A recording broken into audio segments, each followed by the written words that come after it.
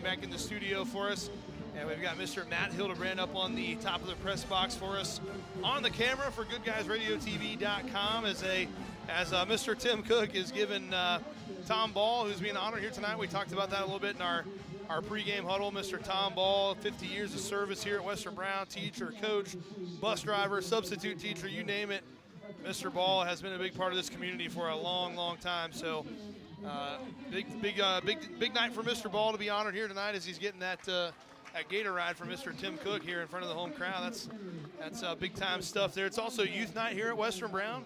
Well, Broncos coming in. They're on a 3-game losing streak, dealing with some injuries. It seems like when it rains, it pours with that injury stuff. They get the injury bug a little bit. And they're fighting that here a little bit tonight. But New Richmond comes in, back-to-back losses. Both 0-1 here in conference play, trying to get that first conference win. Always an exciting game between these two schools, always a hard-fought game. And, I think we're going to see a couple of backup quarterbacks here tonight. So really a lot of things up in the air. We'll see how this one plays out. Yeah, it's definitely going to be a league battle. Like you said, both teams coming off of 3 back-to-back losses for Western, 2 for New Richmond, and looking to get back on track in the winning side of this American division in the SBAAC conference. And like you said, it's always physical. Both these coaches like to play fast too. Coach Pitzer, I think, calls plays quicker than anyone in our conference and any team that Western Brown's going to face all year. So that's going to be a tough one to contest with, especially on the defensive side, keeping legs fresh, rotating bodies, and then how do you counter that with your offense for Coach Osborne? You've got some injuries on that side of the ball, and you got to keep guys healthy and fit, and again, keep your defense rested because they're going to be working when the Lions have the ball. Well, the Lions have run out. They're over on the far sideline in front of their fans over there on the visiting sideline. Western Brown getting ready to come out over here to our right through the National Guard tunnel as they're playing a little bit of Metallica here. We'll talk about both these teams. We're starting with the New Richmond Lions, led by head coach Brian Pitzer in his 3rd season. They are currently ranked 9th in Region 16 in Division 4. His overall record, 17-12, 2 playoff appearances with 1 playoff victory. The Lions in their most recent season finished the regular season 5-5, finished tied for last place in that American division of the SBAAC. The Lions are currently 4-2, 0-1 in conference play. New Richmond started the season with a 4-game winning streak, including victories over Bethel, Williamsburg, Western Hills, and C&E. And like we said, the Lions have lost their last 2 games to Roger Bacon and fell to Goshen last week in their first conference matchup. I'll pass it back over to Rob, and he'll talk a little bit about the Broncos. The Broncos, coached by Nick Osborne, currently ranked 19th in Region 12, Division 3, and Broncos coach now in his 5th season. Overall record 33-18, 6 playoff victories, 3 winning seasons in his first 4. Western Brown coming off a Week 6 battle on the road in Batavia, where they faced a really good Bulldog team. Batavia took the opening kickoff to the house for a touchdown. Western Brown able to answer back, though, on their next drive.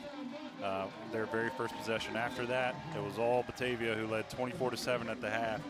Key injuries in that game kind of took the Broncos out of it. A lot of turnovers for the Broncos as well. That allowed Batavia to run away in the second half. Final score in that one, 45-7, brings the Broncos' current record to 3-3, 0-1 in the league. Given up in the last 3 weeks, 49 points, 56 points, and 45 points. So that's something that Coach Wilson's going to want to get in control of tonight. Try to limit those possessions, take the ball away, give it back to your offense, because with all the injuries the Broncos have, they're going to need a little bit of help here and there, and sometimes you need that luck on your side too. It looks like Western Brown's going to kick it away, so New Richmond will have the football first. Brady Sutton is suited up down there, does have the pads on and everything, gloves on. So we'll see. Maybe he's going to play a little bit here and there. I'm not exactly sure. We were talking with Coach Osborne there in our pregame huddle, and he said he's been kind of testing it out all week. One day it feels pretty good. Next day it's pretty sore. Dealing with a right shoulder, a throwing shoulder injury. So, tough thing for a quarterback to deal with. Also, Ty Spall to deal with a shoulder injury. And as we mentioned, Braden Harmon will be out for an extended period of time with that broken collarbone that he suffered at Miami Trace. But again, New Richmond had the freshman quarterback last year. Young had a really good season, had a preseason injury. He's not playing here tonight either. Abner's going to lead them. So, really a lot up in the air. It could be interesting to see how Coach Osborne kind of mixes and matches with quarterbacks. We saw Zayden Nichols play some quarterback last week.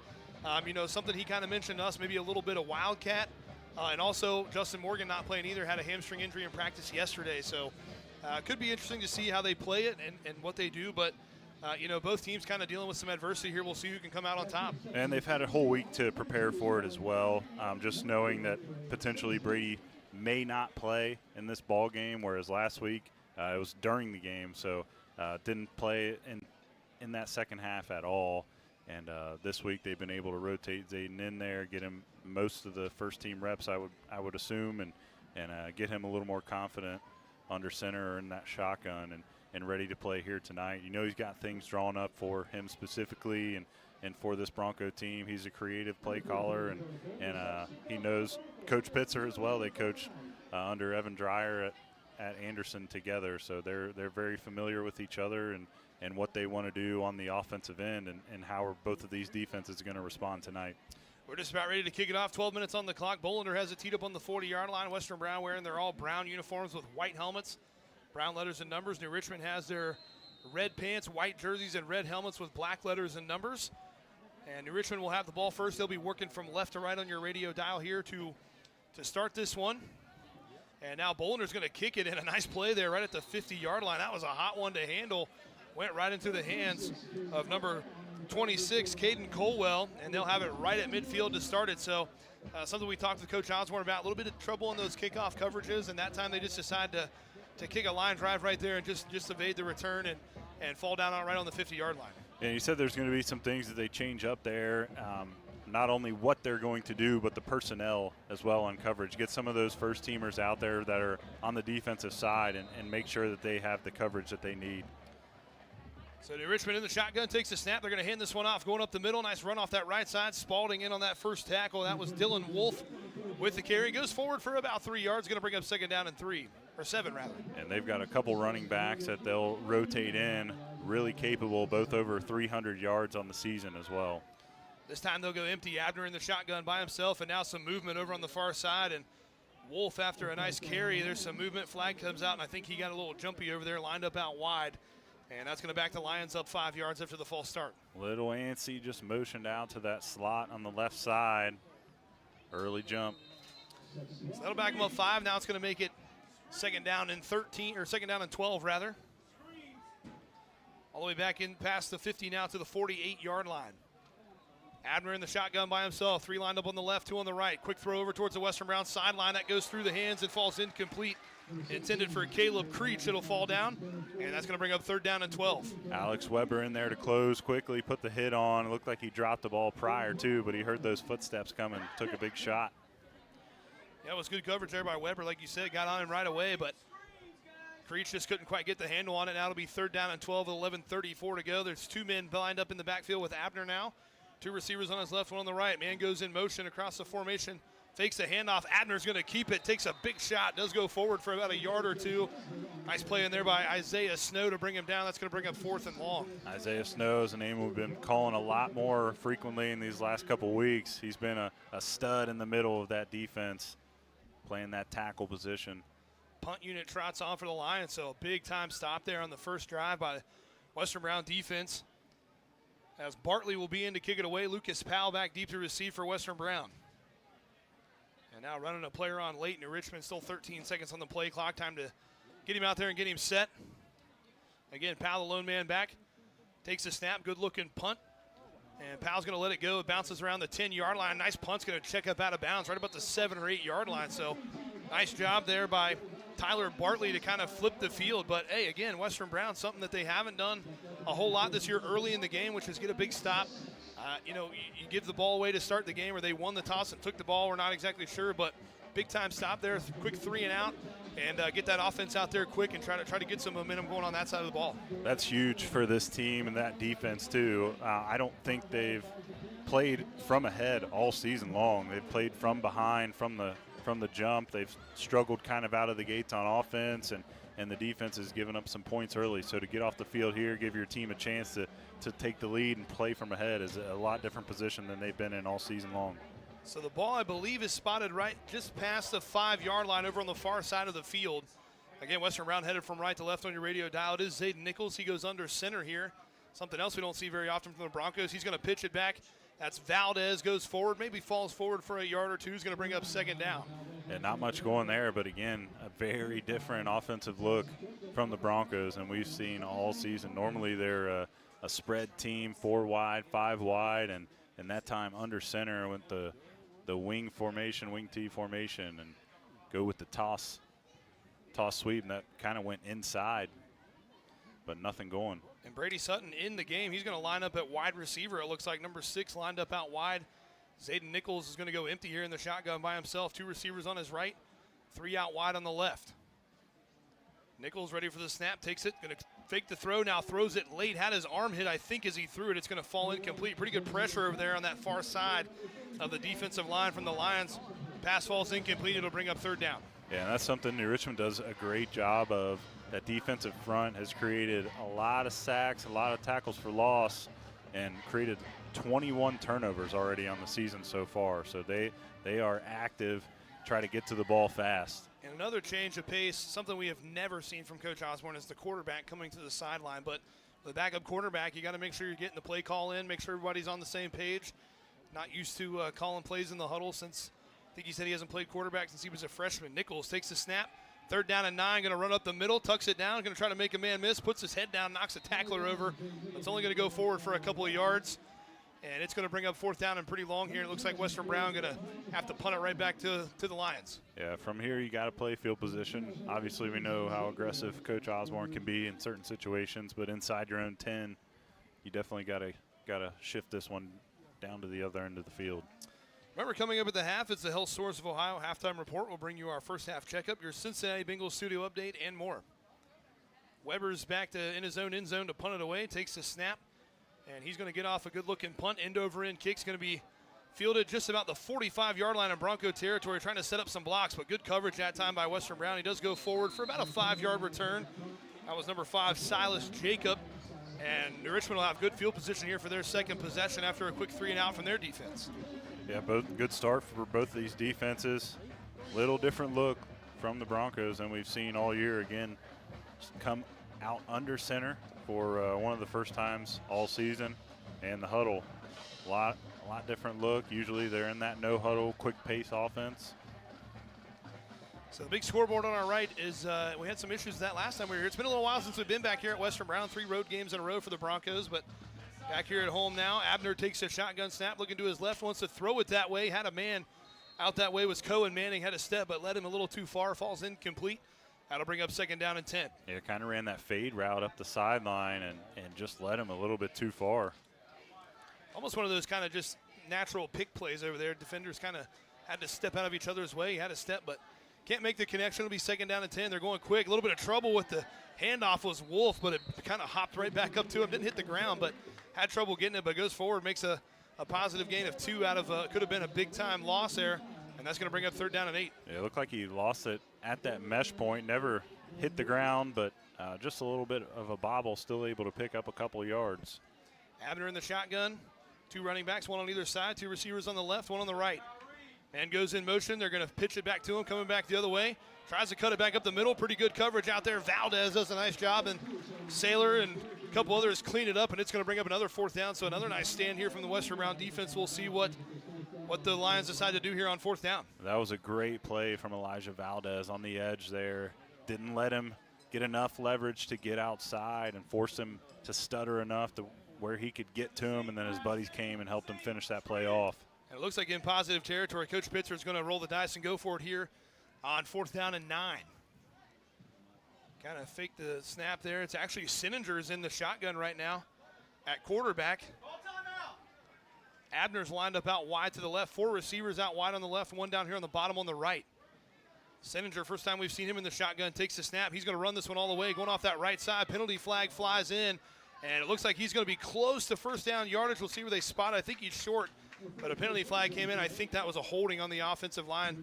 So this one probably coming back. But I think it's going to be short either way. So I would assume that Coach Osborne would decline that one and take the football. Yeah, definitely get off the field, get your offensive ball back. That flag came out really quick. Yeah, they're going to decline it. So it'll be a turnaround down. So a nice other stop here and pretty good field position this time for Western Brown. The defense stingy right now. A little bit of a different look there with Sinninger in the shotgun. That was a run play all the way. I thought maybe they would try to throw a screen out there to that far side where they had all those bodies lined up out there. But it's Western Brown defense off to a good start here tonight. They really are playing fast, and again, this is a New Richmond team that's down some bodies too, so both teams kind of getting used to their new look offenses. Nichols in the shotgun, takes a snap, quick throw towards the sideline, has it complete to Lucas Powell. He fights through a tackle, falls forward around the 40-yard line. It's going to be a nice little gain on first down. It'll bring up second down at about 4. And that's the guy you want to go to if you're looking to get in rhythm. Coach Osborne always talking about rhythm. Get your guys feeling good, get that confidence building up. Lucas Powell, he's this leading receiver as far as receptions and yards go, and he's the guy that'll build that confidence for this quarterback. They'll give him 7, so it'll be second down and 3 now here. Ball is on the 40-yard line. Western Brown approaching midfield. Nichols takes a snap. He's going to run this one. Immediate pressure. 3 or 4 Lions in there, and they're going to drop him for a 3 or 4 yard loss. And that's going to make it third down a little bit more difficult. That was really good penetration there on the right side of that defensive line by the Lions. Yeah, there were 2 or 3 players in there quick. Number 14, Tyler Bartley, and number 9, Cade Loper in there in a hurry, almost unblocked. They tried to run that design quarterback draw, and Nichols had nowhere to go except backwards. You said this defense is opportunistic. They've been able to create a lot of turnovers, a lot of fumbles, some interceptions, and they're really good pressure up the middle. They're going to drop him all the way back for a 3-yard loss. So it's going to be third down and 6 now. Just past the 36-yard line here for Western Brown. Empty set again, 2 bunched on the left. And now a timeout. Our first timeout of the game is going to come from Coach Osborne. They're going to talk it over here on third down. And we'll take a short break. We'll be right back on 99.5 and Good Guys Radio TV.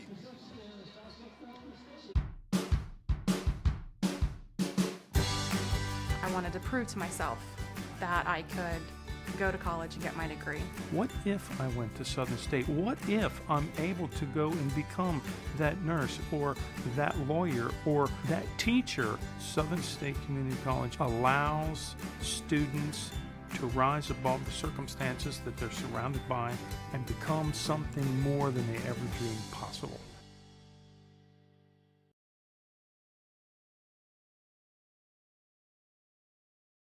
Come back in here, a third down and 6 coming up for the Western Brown offense. Back-to-back 3 and outs for their defense. Western Brown trying to get their first down of the game on offense here. Had a nice play on first down, but a sack goes for some negative yards on second down. They're going to try to pick it up here, 3rd and 6. Same formation, 3 on the right, 2 on the left. Nichols takes the snap, looking towards his own sideline, throws it, and low, falls incomplete. Pass was intended for Lucas Powell. Good coverage over there by Cohen Manning, and that's going to bring up another 4th down. And it looks like Coach Osborne, right now, offense still on the field. We'll see what they decide to do. Yeah, fourth and medium. Looks like they are going to bring on the punt team now. So Weber's going to trot out to punt it away. So defensive battle here so far, back-to-back 3 and outs by both offenses, still trying to settle in here at La Rosa's field. Weber's going to punt it away for the Broncos. A couple of men back deep to receive for the Lions. There's a pink out here at Western Brown tonight. Weber takes the snap. Nice end over end punt's going to fly all the way back inside the 20. They let it bounce. It checks up right there about the 20, and they're just going to let it roll. And it rolls, and then Carter Saylor's going to down it right just past the 20-yard line. So a good job by Weber to flip the field a little bit there. And now that Western Brown defense coming out. New Richmond coming back out for their 3rd offensive possession. Well, something that we haven't seen a lot here this year with any Western Brown games on either side of the ball for their opponents or the Broncos. But got a little bit of a defensive battle here. Again, some guys maybe playing, you don't want to say out of position, but just some places they're not quite used to and just haven't been able to settle in yet. Here we'll see what the Lions are able to do on this one. Yeah, just some different looks, and New Richmond playing a little bit slower than we saw them last year especially. That was a very quick game. I think they were snapping the ball about every 10 to 12 seconds. Abner in the shotgun, claps his hands. Now he'll check the sideline. It's Coach Pitzer over there calling in the play. 3 receivers lined up out wide to the left. 1 to the right, one running back in the backfield. Abner takes the snap, looking towards his own bench, wants to throw that way, has a man, and it's a little too far out of his reach again. That was Manning for a second time. Had a step over there on the far sideline, but just can't quite connect yet. It'll fall incomplete. It'll go second down and 10.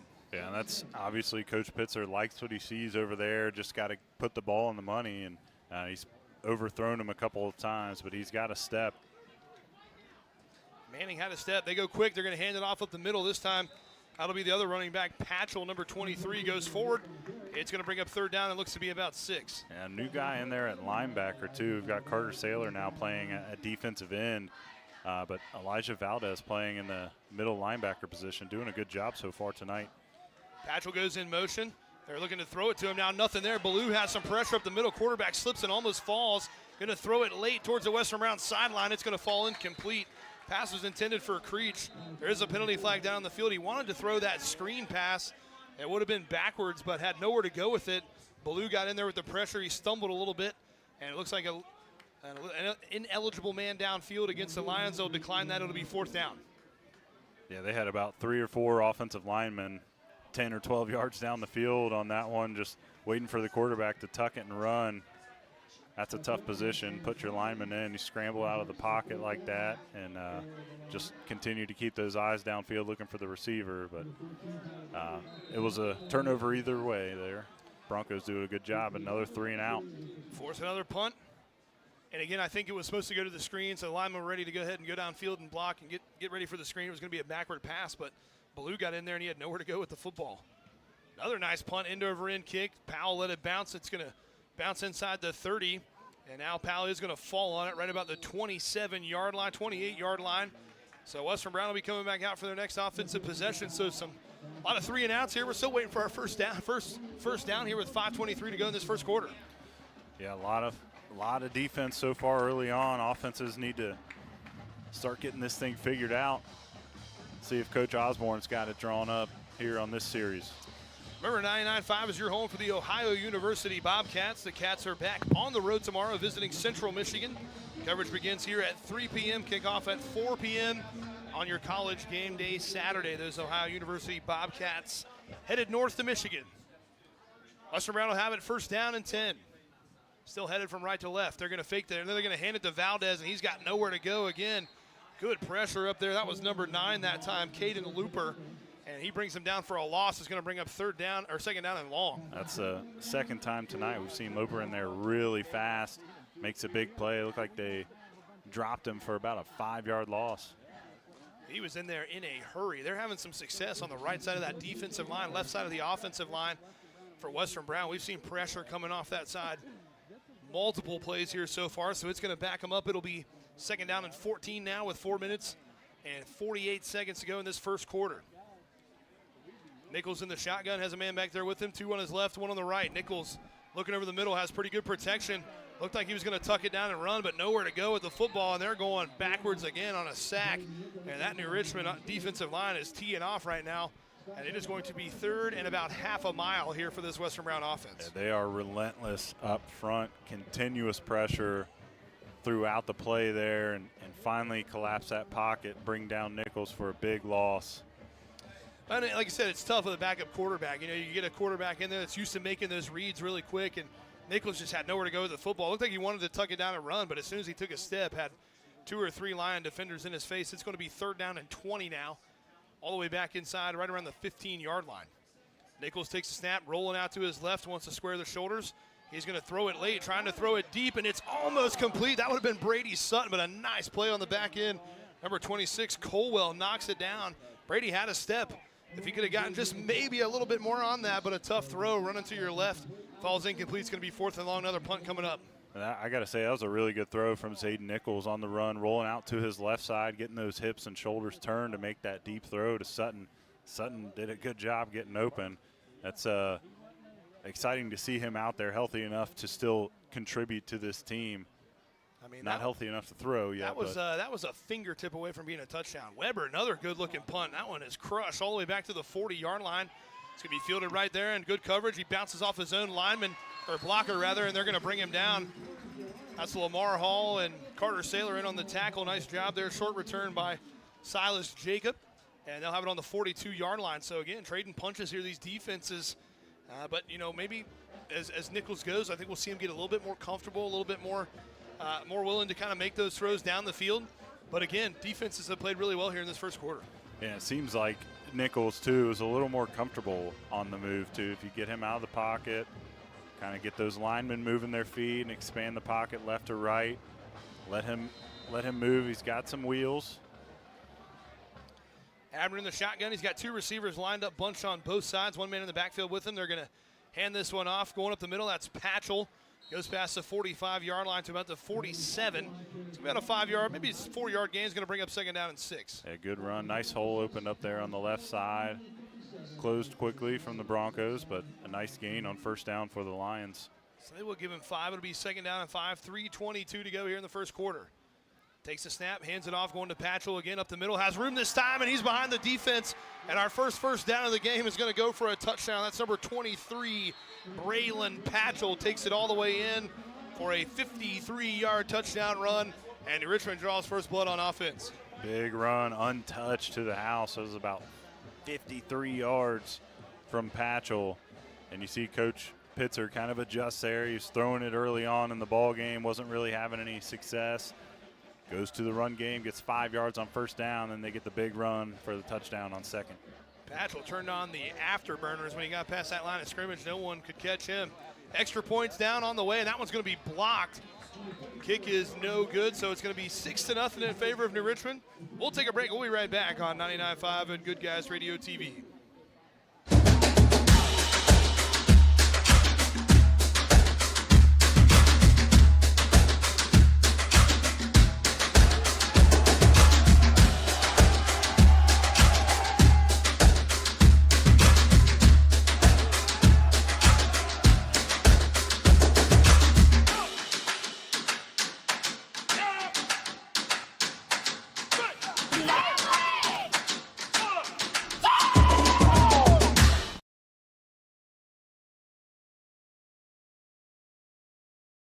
Welcome back here to the Roses Field at Kibler Stadium, Mount Orb, Ohio, where the New Richmond Lions have drawn first blood. They lead 6-0.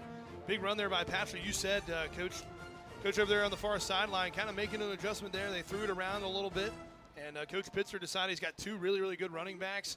Decided to run it there a couple times. Patchell got 5 on that first one, able to bust through and take it all the way to the house on that 2nd run. Yeah, and those have kind of been their leaders statistically throughout the season, rushing combined for about 750 yards so far on the season. So I think if you're Coach Pitzer in this situation, you want to continue to rely on those guys as New Richmond kicks an onside kick. Nice job there by Valdez to fall on that one right about the 50-yard line. So we've seen a couple of those onside kicks here tonight, one to start the game, and excuse me, now one from New Richmond. But a good job there by Elijah Valdez. So again, good field position here for Western Brown, right on the 50-yard line, right in the middle of that big Bronco logo out there. We'll see if their offense can kind of get it rolling here. And I think maybe, I know Justin Morgan's out, but that might be something that Western Brown can exploit as well. Again, those defensive ends are getting a lot of pressure. Could be some holes up the middle for Valdez and Zayden Nichols to maybe get some yards on the ground. Yeah, and that's one of those things, too, as an offensive lineman, you can kind of exploit if the defensive end is getting too far upfield. That's creating running lanes to run underneath. So hopefully the Broncos can take advantage of that. Nichols in the shotgun. Valdez goes in motion. Going to throw it to him over towards his own sideline. Has some room up past the 45, inside the 40. Shoved out of bounds right there. And right about the 38-yard line is going to be a first down. Nice throw and catch, and a run after the catch there for Western Brown. We are now in the 8th series of the ball game, and that is the first down. So Western Brown getting things going offensively. Valdez contributing. He's had a good season so far, over 200 yards receiving now. So clock stops with 3:05 to go as he goes out of bounds here in the first quarter. But on the 38-yard line into Richmond territory. Nichols in the shotgun. Valdez motions out to the right this time. 2 receivers on his right, 1 on the left. Nichols wants to throw it deep. He's going to throw it down the middle, and it's tipped around and going to be intercepted. Pass was intended for Lucas Powell. It was tipped up in the air, and Powell's going to sling him down on the ground right about the 20-yard line. Nichols tried to fit it into a pretty tight window, and a good play there by the defender to poke it up in the air. And then his buddy, number 21, Camden Dittman, ran underneath of it and came away with the interception. So another turnover there. Big one by the New Richmond Lion defense. Going to have a long field to go, but nice defensive play to poke that one away and come up with the interception. Well, and that's exactly what you want to do in those contested situations. You had about 3 or 4 defensive backs in the area. Does enough, pokes the ball in the air, lets one of his teammates run up underneath it and make the play, and Richmond gets a big turnover as Western Brown finally gets a little momentum on that first play of the series. One thing on that play, too, Nichols had Valdez in his outlet off to the right side, too, that was wide open there, so they might be looking at that one on the sideline on the iPad. So defense back out there. Sinninger's in the shotgun again this time, 4 on the left. 1 on the right. This time they are going to throw the screen out wide. They have it complete. Ball hits the ground as took a big shot from Ty Spalding. They're going to call it incomplete. Didn't possess it long enough for a fumble, so it'll be 2nd down and 10. Yeah, great play from Spalding to just fly in there and disrupt it immediately. Don't give him a chance to bring it down. He had some bodies out there trying to block for him. That was Patchell out there again, trying to get the ball to him and get him involved. Now Wolf will check back into the game, and they're going to have Abner back in the shotgun again. Wolf off to his right, 2 receivers on either side. Abner takes the snap, shoulder fakes, looking towards his own sideline, is going to throw it deep that way, and this one goes out of bounds. Penalty flag flies out over on the far sideline, but I'm not sure that pass was catchable as it was all the way into New Richmond's bench, but looks like it's going to be a penalty going against Western Brown. Yeah, it looked like Cash Smith was kind of forcing him out of play as the ball was in the air, so did interfere with him, but like you said, that ball was about 10 yards over his head. Well, they've been really trying to hit that sideline route over there on the far side. They've thrown it over that way a couple of times for Cohen Manning. They haven't been able to come up with a connection, but that time Cash Smith just gets a little too physical there and knocked him out of bounds. Kind of, I don't know how much he pushed him as he just kind of knocked him off balance, and it drew the attention and got the flag. But it's going to be a pass interference. It'll be a 1st down up to the 36-yard line. 2 minutes and 44 seconds to go in this first. They're going to hand it to Wolf up the middle. He's got all kinds of space, and a penalty flag flying in late. I think this one's coming back. Would have had a 1st down, but it looks like a penalty flag on the back end is going to be another holding going against New Richmond. Yeah, another quick one.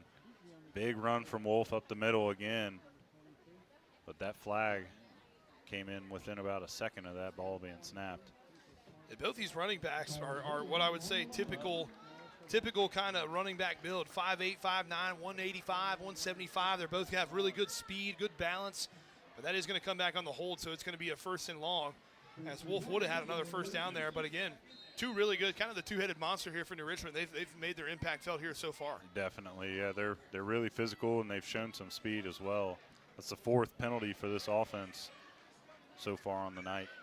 Late sub checking in here for the Lions. There'll be 2:25 to go in the first. It'll be 1st and 20 after the holding call. They're going to go empty. 2 lined up on the right, 3 on the left. Abner in the shotgun by himself right about the 20-yard line. Takes the snaps, going to quick throw, has it complete to Wolf, but is met immediately. A nice tackle by Alex Weber, drops him for a short loss. And it's going to be 2nd and very long here for this New Richmond offense. And that's the 2nd time Weber's done that tonight on a quick ball thrown out to his side. He is breaking fast, getting to it, and being physical with his finish. Creech was trying to get a block set up out there, but Weber just kind of ducked underneath of it and did a really nice job bringing him down right at the point of the catch. Even goes for a 2-yard loss. Going to be 2nd down and 22 as we have 1 minute and 44 seconds to go here in this first quarter. Western Brown defense trying to come up with another stop. Calling the play in from the sideline. Now Abner in the shotgun, has Wolf on his right, 3 on the left, 1 bunch on the right. Wolf motions out. Abner takes the snap, wants to throw it deep. He's going to throw it towards his own sideline. Cohen Manning goes up and gets it, and he's behind the defense, and no one's going to catch him. Cohen Manning, they've been trying to get that connected all night long, all through this first quarter, and they finally do connect it, and Cohen Manning takes it in for a very long touchdown, and New Richmond has their 2nd score of the night. And they continue to go back to that same fade route on their sideline to Manning. He's been open 2 times before that. They got a penalty on a 3rd time. 4th time, takes it to the house. And that time, Abner dropped that one in a bucket. That was a beautiful throw over on that far sideline. Put it right just where Cohen Manning could catch it in full stride. And Sandiford tried to run him down from that safety spot, but wasn't able to do it. So they lead 12-0 right now. The extra point coming up here. It looks like they're going to go for 2 since that first extra point was blocked. Offense is out on the field. Abner in the shotgun. Wolf off to his left. They faked the handoff. Quick throw over the middle. Had a man intended for Peyton Abner, but that one falls incomplete. So the score will remain 12-0 in favor of New Richmond. We'll take a break. We'll be right back on 99.5 The Edge and Good Guys Radio TV. To get to know people as people, not just customers. That's very important to Mosier Furniture. Today we were lucky enough to have 2 customers call us and brag about the fact that they loved their furniture and they're still loving it after a great number of years. We like to hear that. There's no doubt Mosier Furniture and Appliance has a lot of great customers, but we're always looking for more. Mosier Furniture and Appliance in West Union, Ohio. We're here whenever you need us. Here to Western Brown High School. New Richmond scores again, but the 2-point conversion is no good, so it's 12-0 in favor of the Lions. We talked about a beautiful throw from Abner to Cohen Manning, caught him in stride, took it all the way to the house. And, something you said there in that commercial break, that time Abner had a lot more air under that one, let Manning kind of run under it. He's airmailed a couple, trying to put a little bit too much zip on it. That was a beautiful throw. Manning did the rest. Yeah, the first few attempts at that route, he was throwing it pretty flat in that plane, and that time he threw it at least twice as high in the air and let him just run underneath of it. He's shown the speed early on, and that time he's able to get to it in full stride and take it to the house. Waldman has it teed up on the 40, kicks out a line drive. It'll be fielded by Lucas Powell. Now he has a little trouble handling it. It bounces inside the 5. He's able to scoop it up, trying to get back up the field. Takes a big shot around the 10-yard line. And now they're going to mark him up to about the 13-yard line. So a little bit of trouble there for Lucas Powell handling that kick, as it was a line drive, almost like a slider in baseball, kind of moving away from him. He was able to scoop it up, but good coverage by New Richmond. And long field to go here for this Western Brown offense. Yeah, that was a really difficult one to field, and that one goes through his hands. Able to scoop it up and get a few, but took a big shot at the 13. Again, I didn't play football, but there's a lot of things I wouldn't want to do on a football field. I think number one is catch kickoffs and punts. I would not. First of all, I'm not fast enough to do that anyways, but I wouldn't want any part of trying to catch those kickoffs, especially when they're line drives like that, kind of a funky spin. Nichols in the shotgun, takes the snap, rolling out to his left, tucks it down, now fakes the throw. Now he is going to throw it late, has it complete to Jaden Parker, as Parker shoved out of bounds into his own sideline, but a nice little gain on first down. It's going to be a second down here for Western Brown. And Parker, another one of those trusty receivers. Haven't seen him nearly as much this year as we did last year, but when he's thrown the ball, he's done good with it, gets a reception, gets a few yards there for his offense. And again, that's a confidence builder for Nichols too. Had to step up through pressure in the pocket and kind of escape out to that left side and goes through a couple receivers before he finds Parker. Second down and 6. Nichols takes the snap, wants to throw towards the sideline, has it complete. That's Brady Sutton for what I would think would be his first reception of the year. And that's going to give him a third down and short here, as we have under a minute to go, 26 seconds to go in this first quarter. Yeah, that's got to feel good for Sutton too, to feel that he's still contributing to this team, even though he's not at the quarterback position tonight. He's a really good receiver and played that position when Drew Novak was the quarterback ahead of him. Had a lot of success there then, and still doing it tonight.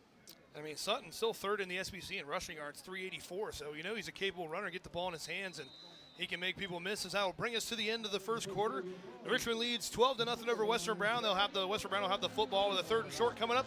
We'll start the second quarter right after this on 99.5 The Edge and GoodGuysRadioTV.com. A game without a crowd is just a scrimmage. A performance without an audience is just a rehearsal. Without your presence, high school sports and the performing arts aren't possible. Ensure that these essential extracurricular activities continue to enrich the lives of students in Ohio. Purchase a ticket to your local high school's game or performance. This message presented by the OHSAA. Trying to find a durable new look for your retail office, house, garage, or new barn dominium? Higgins Steel Roofing and Siding has added 2 new profiles within the past year that would make great options. A heavier 26-gauge metal board and batten with several colors to choose from adds a fresh new look to any project regardless of size. Or come in and check out our new options for standing seam. If it's steel roofing and siding, it comes from Higgins. Located in Hillsboro and Jackson, Higgins Steel Roofing and Siding. Family owned and operated since 1958.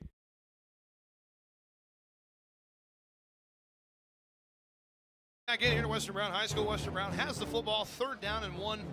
Ball spot on the 22-yard line here. This offense kind of trying to get going. We did see them get a first down, kind of move the ball. They're starting to take some shots down the field. And now it looks like Brady Sutton is going to line up at quarterback. So we're going to see him play a little bit of quarterback here as Nichols is going to line up out wide to the right. 2 receivers on the right, 1 on the left. Valdez in the backfield with Sutton. Sutton ready for the snap, takes it, he's going to run this one all the way, bounces it out to the right, slips through a tackle, penalty flag flies in. Sutton would have had the first down, but I think we're going to see this one come back. Almost 10 out of 10 times you see that penalty come in the back. It's a holding call, so we'll check it. And it looks like it's going against Western Brown. Yeah, the umpire back there is on it. He's throwing that penalty really quick in that same spot of the field. 3 different plays. Well, remember, stick around after the game. We'll honor tonight's standout player with the Paul Hall Insurance Player of the Game. Paul Hall Insurance, our family insuring yours. We also want to thank our season sponsors, including Higgins Steel Roofing, Rio Grande University, and Mosier Furniture and Appliance. So it would have been a first down. Is going to be a 3rd and 11 now after the holding call. And it looks like Nichols is going to line up back in the shotgun again. So, again, something we're going to see maybe is we'll see Sutton kind of running a little bit. He's obviously a capable runner. We just talked about that. And 3rd and short situation, he's able to pick it up, but the holding call brings it back. Nichols in the shotgun, takes the snap, rolling out to his right, wants to throw it that way, squares his shoulders late, has it complete to Brady Sutton. Nice throw on the run by Zayden Nichols, and that'll pick up the penalty yardage and some. It'll be a first down for Western Brown. Yeah, great throw on the run. Sutton just sitting in that pocket there off the right side, finds the sticks. He knows where they are. That's the thing about a quarterback that's plugged into this offense as a receiver. He knows every route. He could play every receiver position. You put him in there, he knows exactly what he needs to do. So it's almost easy for him to step in there. And he played receiver before he came into the quarterback role. But it's got to be comforting for a coach to know you got that kind of weapon stepping in there. Nichols takes a snap, trying to run up the middle, but again, really good pressure from that New Richmond front. He had 3 or 4 Lions all over him. I think number 14, Bartley was the first one to get a hand on him. They're going to drop him for about a 5-yard loss. Going to be 2nd down and long. Big loss there on first down after they pick up the crucial first down to give them a little breathing room out of the shadow of that goalpost. But set back again with another tackle for loss. So we'll see if they keep going that empty set. It's been kind of they're struggling with that pass protection up front. We'll see what kind of adjustments they're able to make. I think Coach Osborne there was talking to Nichols, wanting him to throw it to the far sideline. I think they were trying to set up a quick throw, and Nichols just didn't have time to get rid of it. He had 2 or 3 Lions in his face, but they'll go. Valdez motions out, 2 receivers bunch, looking to his right now, back over the middle. Nichols sets his feet, and he's going to throw another interception. Pass was intended for Powell, and still dancing around, trying to bring him down. Powell has a hold of his ankle and won't let go. That's number 5, Silas Jacob. Comes away with the interception, and New Richmond's going to have really good field position after another turnover as Lucas Powell ripped the shoe off of Silas Jacob, but a big turnover again for that New Richmond defense. Yeah, that's another one where he looks back over the middle of the field, has Valdez in the flat open, waiting with a lot of room in front of him, but tries to throw it over the middle, and Silas Jacob makes him pay the price there. So New Richmond's going to have it inside the 25-yard line on the 24, already up 12-0 with their offense coming back out here trying to add on to their lead. Senninger's in the shotgun again. Wolf is off to his left. 2 receivers lined up, 1 receiver lined up on either side, rather. Coach Pitzer calling in the play from the sideline.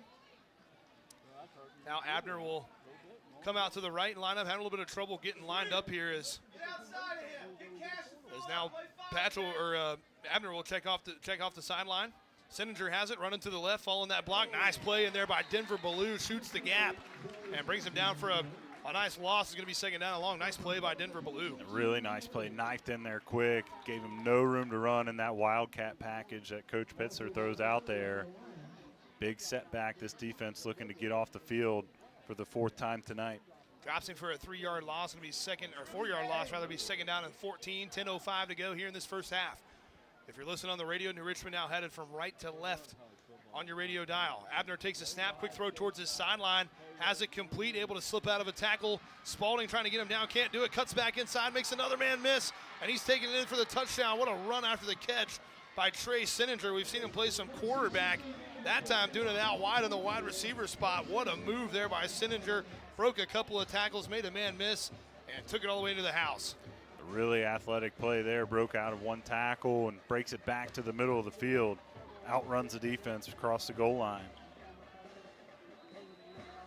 So they're going to be going for 2 again here. 1 failed extra point, 1 failed 2-point attempt. So right now it's 18-0 in favor of New Richmond as the offense is out there led by Abner in the shotgun. Wolf off to his right. 3 receivers lined up on the left, 1 out wide on the right. Bronco defense trying to get set, and they're going to hand it to Wolf going off the left side, and he's going to be brought down. Nice play there by Spalding, and then another defender up top. I think that was Carter Saylor, brought him down, so another failed 2-point conversion. So 18-0, the Lions lead. We'll take a break. We'll be right back on 99.5 and Good Guys Radio TV. Our beliefs matter. They're reflected in our words and actions. At First State Bank, we believe in treating people well, and have since 1884. Listening, caring, looking out for each other. It's what people deserve. It's what a real local bank does. While lots of things have changed over the years, our belief in you hasn't. First State Bank, built unbelief.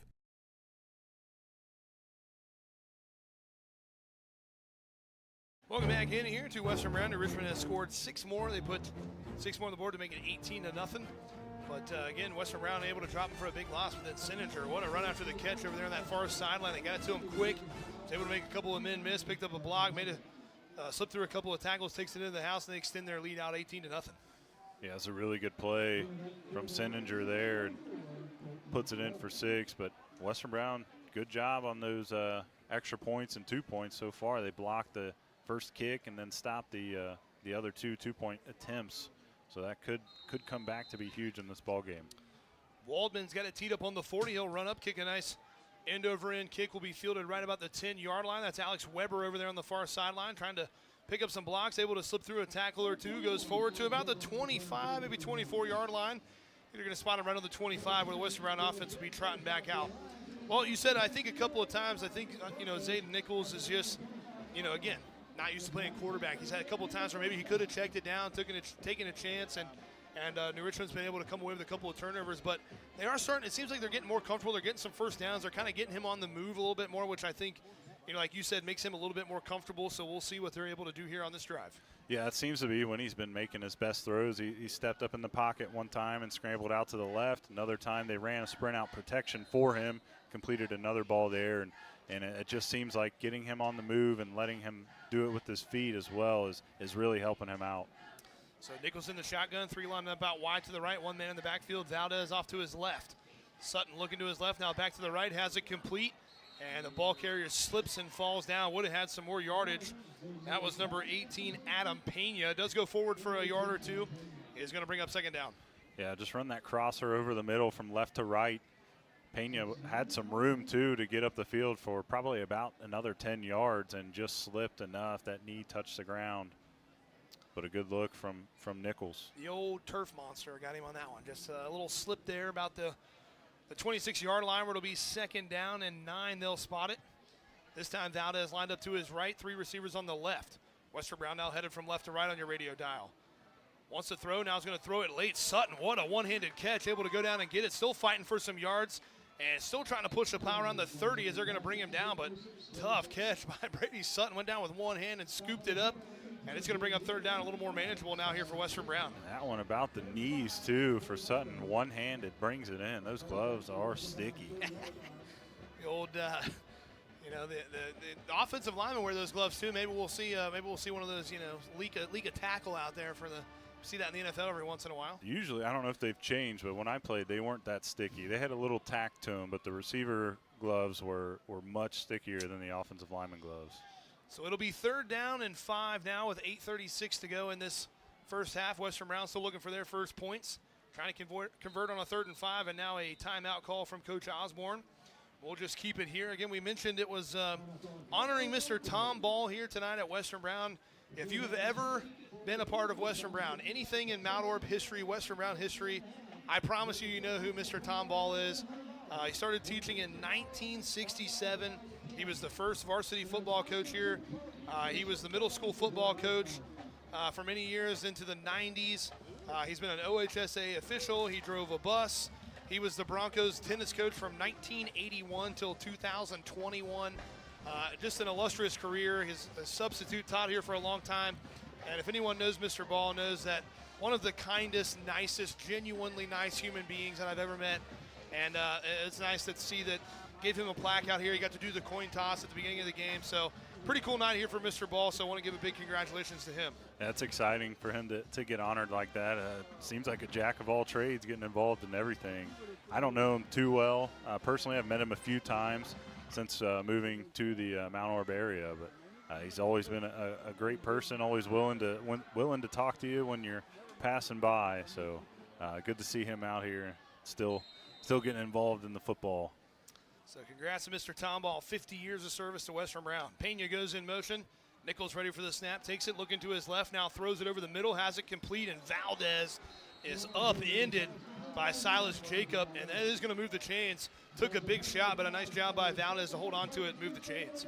Yeah, good third down conversion as well for these Broncos. Valdez does just enough, takes a big shot at the end, but able to get that ball across that 35-yard line for the first down. Man, I'll tell you what, Silas Jacob goes 5'7", 145. He plays a lot bigger than that. He's made a couple of really nice plays here tonight, and that time able to upend him. But again, nice job by Western Brown to convert on a third down there, move the chains. 8:05 to go here in the first half.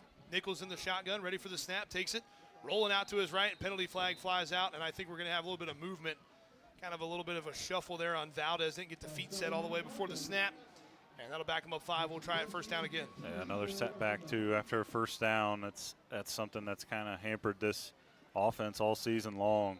But you talked about Jacob on that last play. I know I've seen him getting some D1 looks, too, on that defensive side. Really talented kid physically and a lot of speed, too. So that's one of those kids they're gonna see all night long.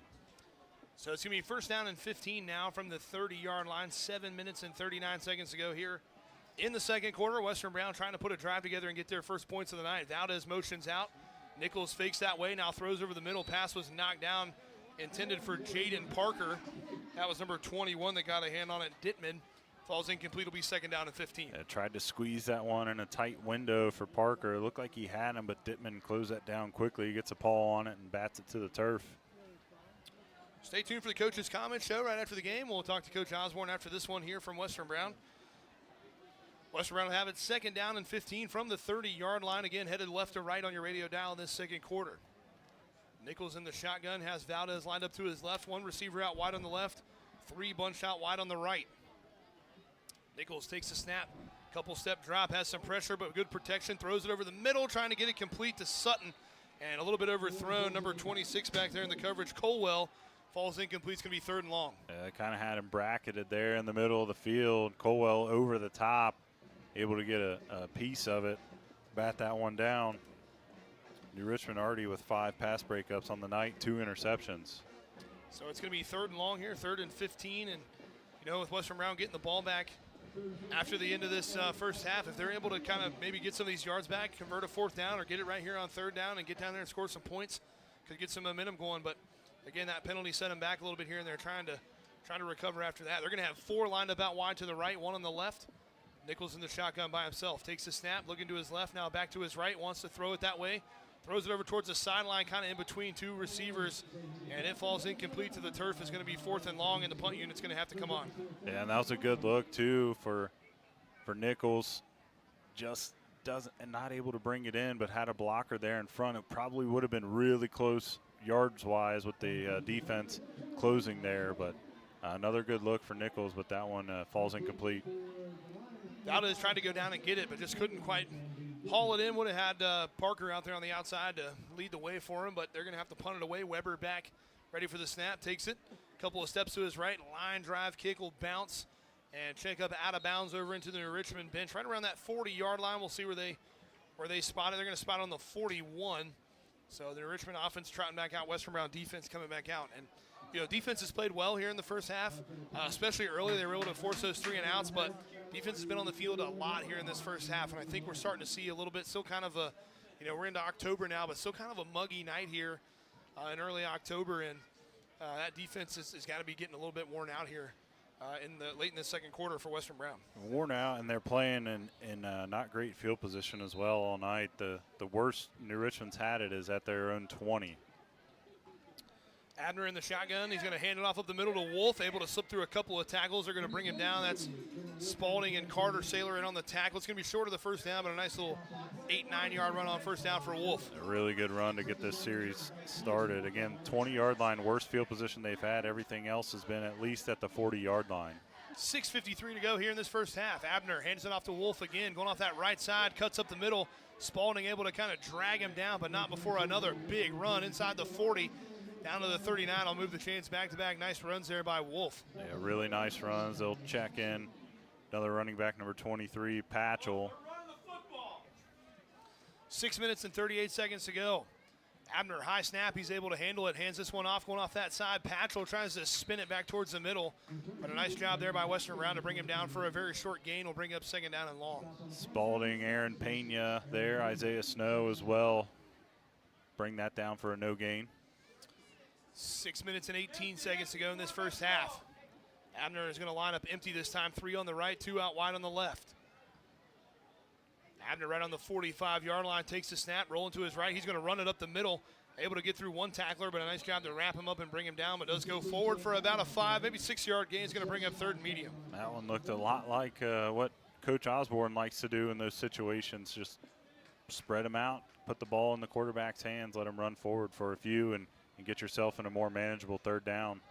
Richmond picking up the pace now. Western Brown able to get a few subs on and off the field, but Richmond kind of picking up the pace here as their offense is settled in here in the 2nd quarter. Hands it off.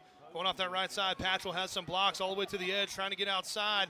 Able to fight through a tackler. They bring him down. I think the ball popped out. Or no, he held on to it, but all the way down inside the 15. It's going to be 1st down and 10, right around the 12-yard line. Good run by Patchell. Really good run, 3rd and medium, and get a big run inside the red zone now for this Lions offense. And now Western Brown going to take another timeout here. Remember, at the half, we'll get you caught up on everything going on in the world of sports with our producer back in the studio. Make sure to stay tuned. And, again, it's just tough sledding here for Western Brown was able to get off the field, but just really haven't been able to get a lot of momentum going offensively. Again, you got someone who hasn't played a lot of quarterback at the varsity level and you know, missing key pieces like Morgan and Harmon and some of these guys. Just hard to get in a rhythm. I know they had a week to prepare, but still, you know, guys that aren't maybe your number ones at those positions. You know, so offense kind of struggling, but the defense has played really well at times. They've been able to get some pressure when they've thrown it.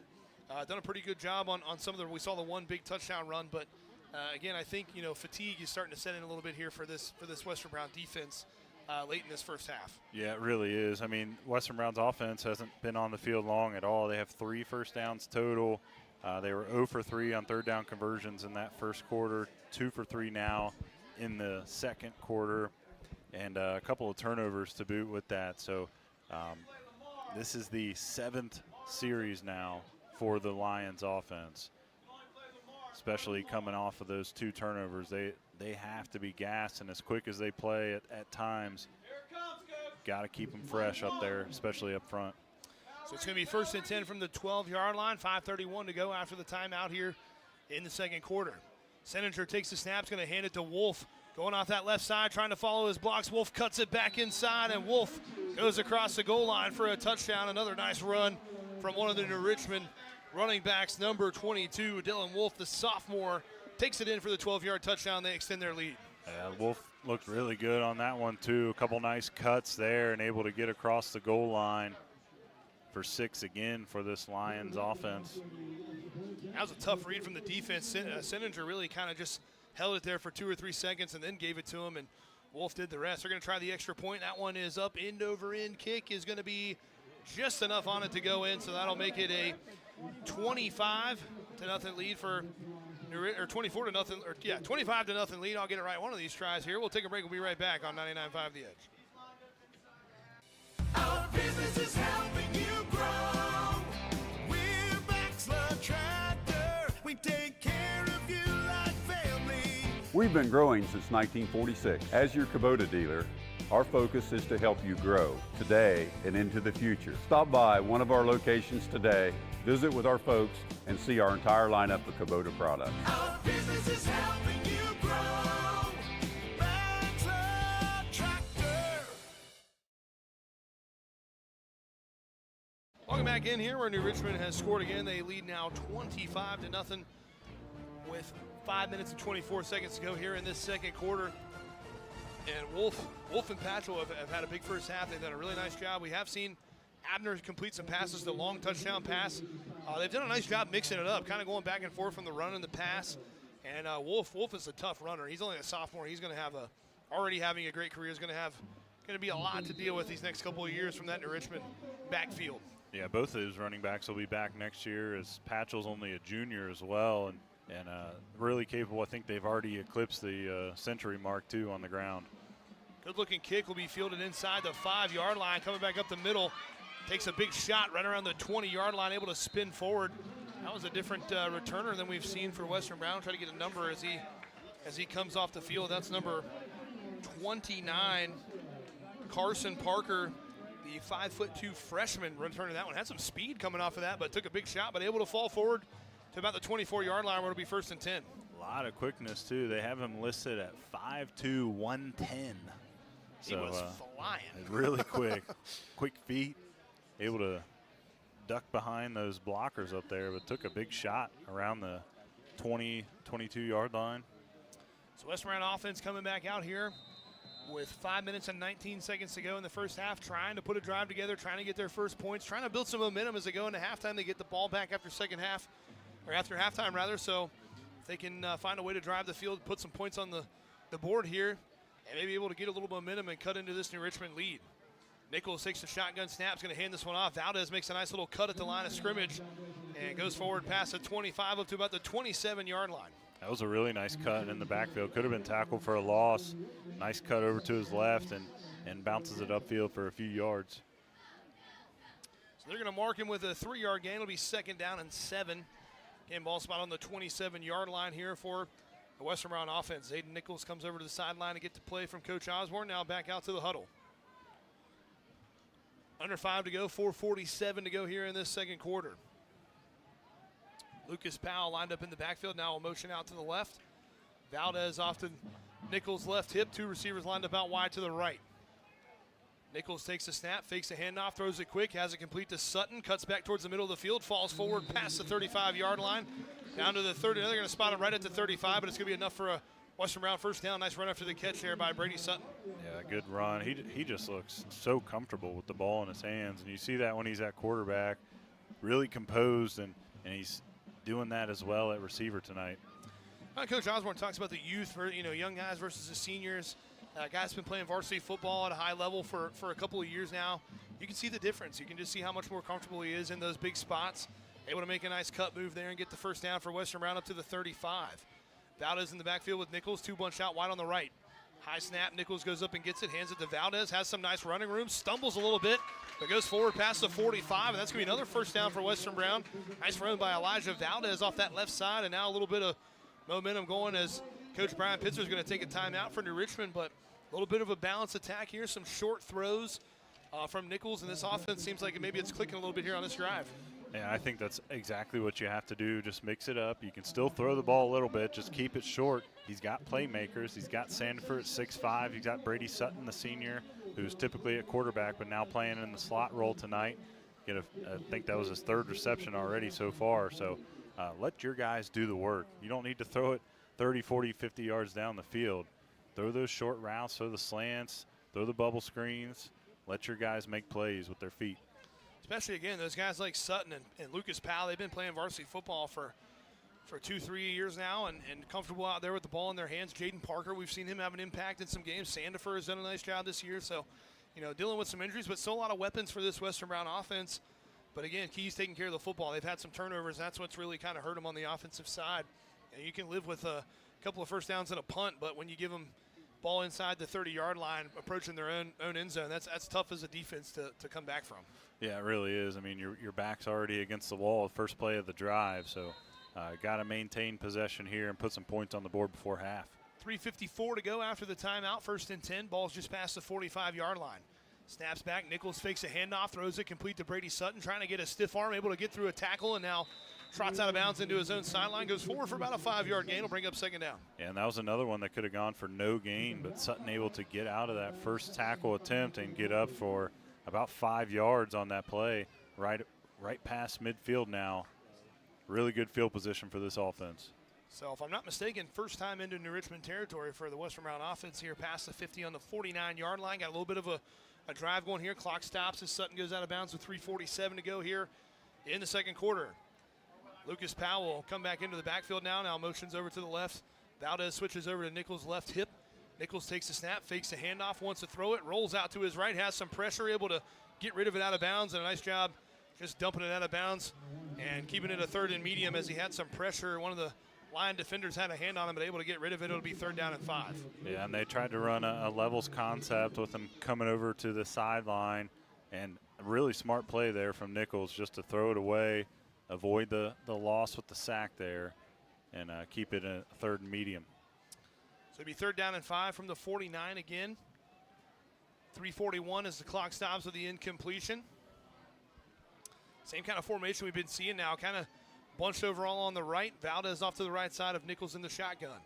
Nichols takes the snap, hands it off to Valdez, going off that left side, cuts it back up the middle, keeps those legs turning, falls forward for a couple of yards. He's going to be short of the first down. It's going to be, looks like about 4th down and 3 here for Western Brown. Valdez doing a good job at tailback tonight, just finding those lanes, nice jump cuts, typically playing receiver, but we've seen him in the backfield even with Morgan in the game throughout the season. So they like to change it up, and he seems pretty comfortable back there with Nichols. He's doing a good job. He's got a lot of people around his feet, it seems like, when he's getting to that line of scrimmage, but he's been able to kind of dance around and make some people miss. It's going to be 4th and 3 now, empty set. Nichols in the shotgun, takes the snap, looking to his right, wants to throw it that way. He is going to throw it that way, has it complete. Nice toe tap on the sideline. Austin Sandifer brings it in past the 40-yard line. Nice little throw and catch will move the chains again for Western Brown. Sandifer getting his first touch of the night as well, and that's a big one. 4th down conversion now inside the 40-yard line of the Lions. And that's another confidence builder for Nichols, too, converting that first 4th down of the game. Clock stops again with 2:58 to go here. Ball is spotted on the 36-yard line. They'll go empty set again. 2 receivers on the right, 3 out wide on the left. Nichols in the shotgun, ready for the snap. Takes the snap, looking to his right. Good protection. Now he's going to throw it over the middle, trying to get it to Sutton. Had him open, but just couldn't, a little bit too far out in front. He couldn't run underneath of it. It'll fall incomplete. It'll be 2nd down and 10. A really good look. Post route from Sutton, and just leads that one a little bit too far. But he was open. Nice look, but just out of reach. So it's going to be 2nd down and 10 now after the incompletion from the 36. Sutton doing a nice job out there at receiver. He's a good route runner. I think ran some routes for Drew Novak back in the day, a few years ago. So back in the day, a couple years ago. But he's doing a good job lined up out wide. And, again, has to feel good that he's still contributing here tonight. Nichols takes the snap, looks to his left, wants to throw it that way. Now has it complete to Valdez. Tries to spin off a tackle, but not going to be able to do it. I think he's going to gain maybe a yard or 2. It's going to be 3rd down and looks to be about 9. And the Lions do a good job closing quickly, not giving any room for Valdez in space there on the left edge. Short gain. I didn't get a number. That might have been Dittman over there on the far sideline, but a good tackle as Valdez tried to spin back into the middle. Did a nice job wrapping him up and bringing him down. Does get a yard, maybe half a yard. So it's going to be 3rd down and about 9 here for Western Brown to go. Right at the 35-yard line. 2 receivers on the left, 3 out wide on the right. Nichols in the shotgun on the 41-yard line by himself. Takes the snap, looking to his left, wants to throw it that way. Now steps up through the middle, has it complete. Brady Sutton with another catch, fighting for a couple extra yards. They're able to bring him down, but that's going to be another 1st down, move the chains. And Brady Sutton coming up big here from the receiver spot on this drive will move the chains for Western Brown. Yeah, and that was a great contested catch as well from Sutton. Gets to the sticks on that dig route from the left side. Just finds that hole in the defense, sits down and brings it in under pressure. I think he had a guy on his back as soon as he brought it in. So to be 1st and 10, ball is spotted inside the 20-yard line for Western Brown. First time they've been inside the 20, knocking on the door here tonight, trying to score their first points of the night here with 1 minute and 45 seconds to go in this 2nd quarter. Handed off to Valdez, going off that left side. He's got some room, bounces around off a couple of tacklers, takes a big hit from Dittman, but able to go down right around the 10-yard line. Nice tough run there by Valdez. He's doing a nice job, able to really possess that football and protect. It's going to bring up 2nd down and looks to be about 3. Really tough runner. Nice hole opened up on the left side there, and Valdez hit it with speed, doing a great job. Again, a physical tackle at the end of that play, but they're right at the 10-yard line now. And now New Richmond's going to have to take a timeout. They were trying to run a sub on the field late there, but they were going to, I think, have too many men on the field or not get him set up in time, so they're going to have to burn another timeout. There's 1 minute and 6 seconds to go here, but this is a really good-looking drive from Western Brown. Brady Sutton coming up big with some catches. Valdez running the ball well. And now I think we're seeing Nichols kind of settle in and just kind of taking what the defense gives him. The first couple of possessions there, maybe, you kind of amped up, haven't played quarterback in a while. You're getting the start tonight. You prepared all week, and you make a couple of throws and, throw some interceptions, which happens to everybody. But he's really doing a good job now of just kind of checking it down, throwing it to those open guys, and letting those athletes do the work. Well, and another thing, too, is the protection's been better, too. Those first couple series for the Broncos, the Lions were in there quick. They had several tackles for loss. I think they had 2 sacks early in the ball game, so they were able to get to Nichols. But here, late in this 2nd quarter, Nichols doing a good job getting it out quick, not letting them get that pass rush to him, and just letting his playmakers do their thing on the edges. Well, remember, coming up at the half, it's the whole Source of Ohio halftime report. We'll break down the first half and get you set to get back to action. Stay tuned for our Health Source of Ohio halftime report. It will be 2nd down and 3 now. Ball is spotted right on the 10-yard line over on the far left side of the field on the left hash. Again, Western Brown headed over towards the middle school, towards that south end zone here. Trying to put their first points on the board here with a minute and 6 seconds to go in the first half. Fake the handoff to Valdez, quick throw out to Sutton. He has the able to bring it in, but had a little trouble kind of handling it. I think maybe gets a yard or two. He's going to bring up third down and looks to be about 1. Yeah, third and very short. Yeah, just kind of bobbled that reception, able to bring it in and pick up about 1, maybe 2 yards there, and third and very short coming up. So Western Brown, 42 seconds to go, kind of picking up the pace a little bit here now, is running down low. I don't know. I can't remember if they have a timeout left or not. I know they've used at least 2. I think they're out of timeouts. They're going to hand that one to Valdez, going off the right side, puts his head down, runs over a tackler, and that is going to stop the clock as they move the chains. It will be a first down. It's going to be first and goal here for Western Brown. But, again, only 30 seconds to go now. They're going to have to pick up the pace. That's their 7th first down now in the second quarter. They only had 1 first down in the first. Clock continues to run, 21 seconds to go. Going to have to get it snapped quick. Trying to get lined up now. Nichols ready for the snap, takes it, looking to his left. Now he's going to run up the middle, step through some pressure, throws it a little bit low as Powell tried to go down and get it, couldn't bring it in, stops the clock with 11 seconds to go.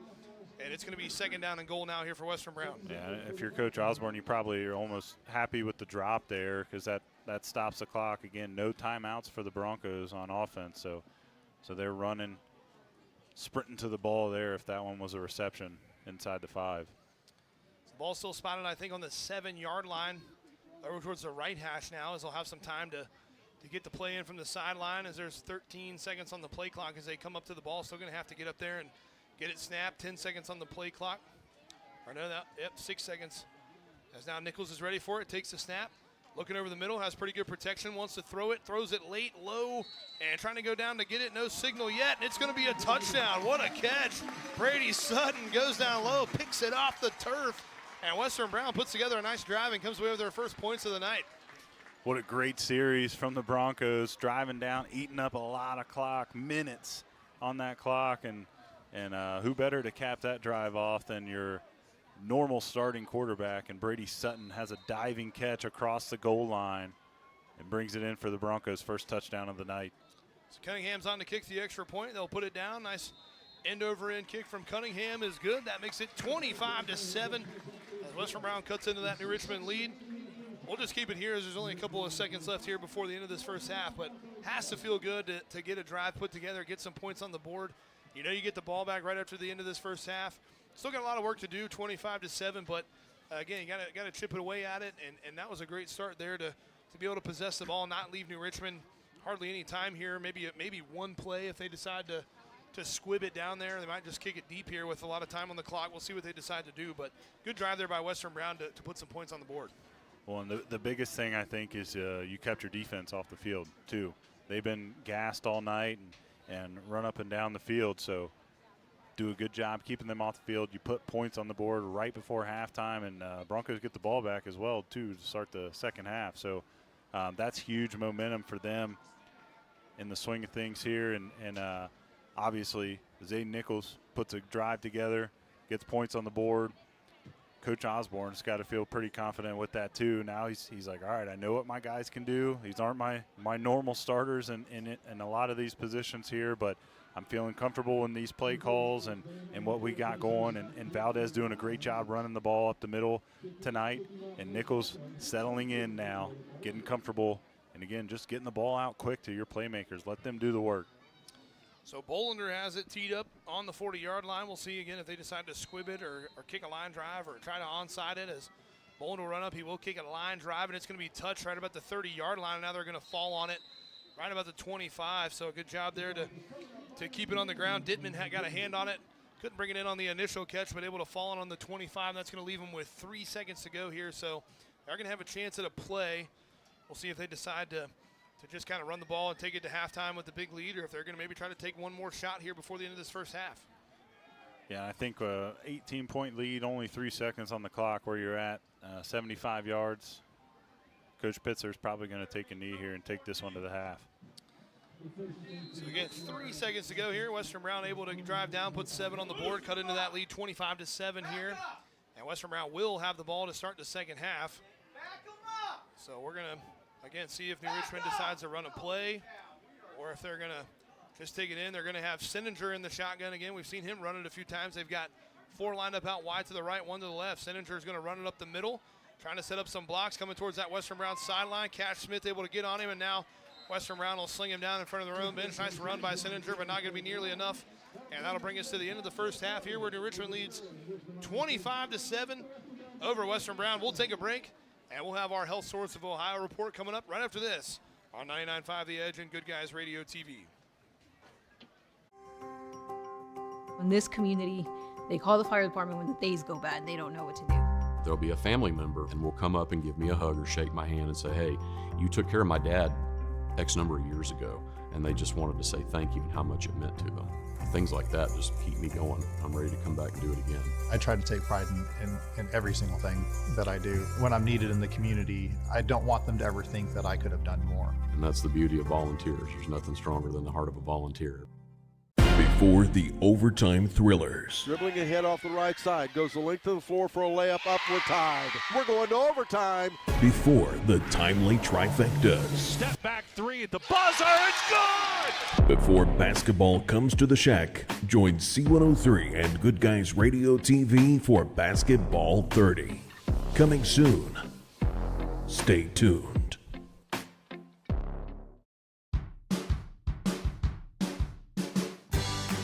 I wanted to prove to myself that I could go to college and get my degree.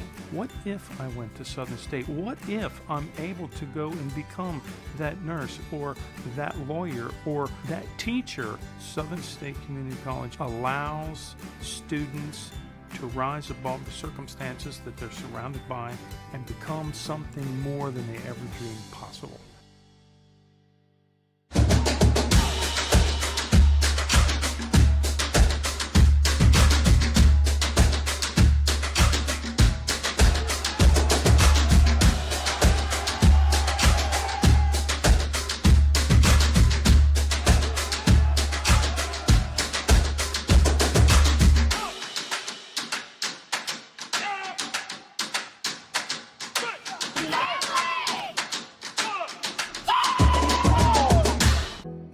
To get to know people as people, not just customers. That's very important to Mosier Furniture.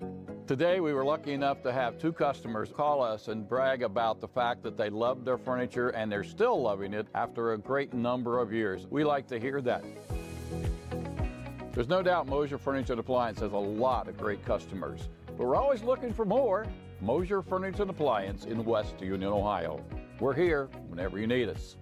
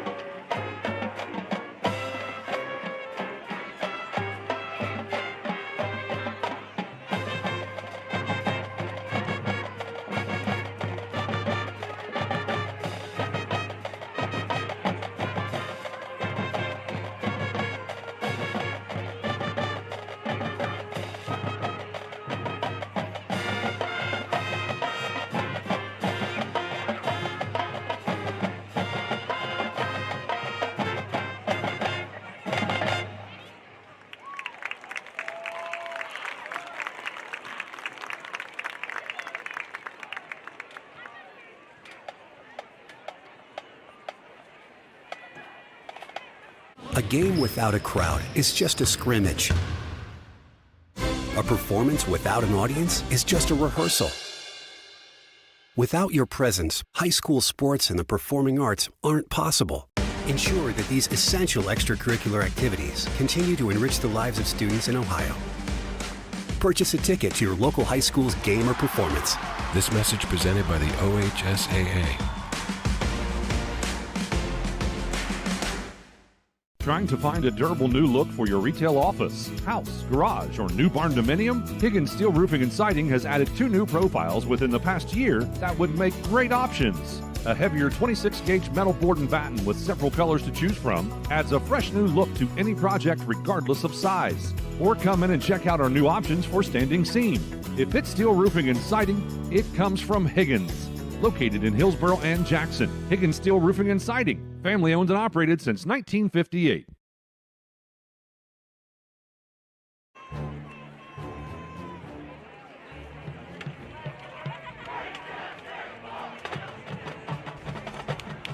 Ladies and gentlemen, Western High School is proud to present the Pride of the Broncos, the 2024 Western High School Marching Band. The director of bands is Mr. Tyler Huff. The assistant directors are Mr. Samuel Jackson and Mrs. Michelle Bernhardt. The field commanders are Lily Dean and Ken Cyber. Tonight, the Bronco Band invites you to celebrate the 30th anniversary of the movie Forrest Gump. When Forrest was young, he lived in a house with many travelers coming and going. One day, a man came in. He had a guitar case, helped the Western Mountain Band with Elvis Presley's Hound Dog.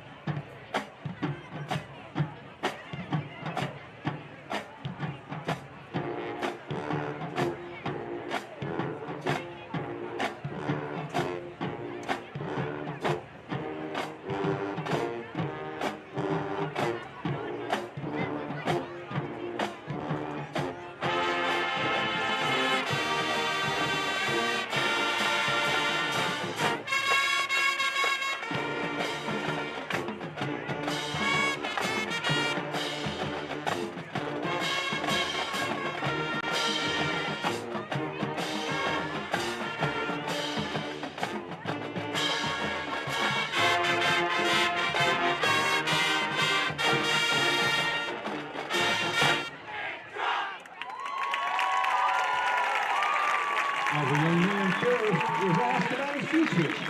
He met some of his best friends while serving in Vietnam. Joined Bubba and Lieutenant Dan in Creedence Clearwater Revival's Fortunate Son.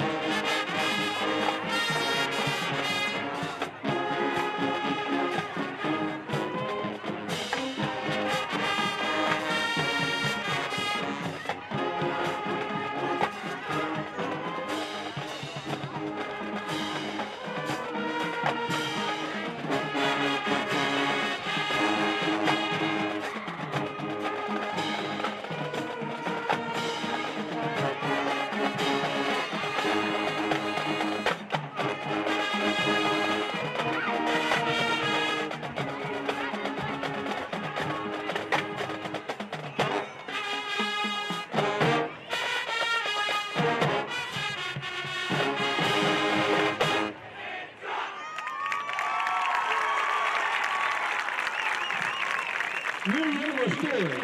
Forrest has been on many amazing adventures, including being a shipboat captain and falling for his true love, Jenny. He decides to go back to his home in Greenbow, Alabama. Join the Bronco Band in the Leonard Skinner classics, Sweet Home Alabama.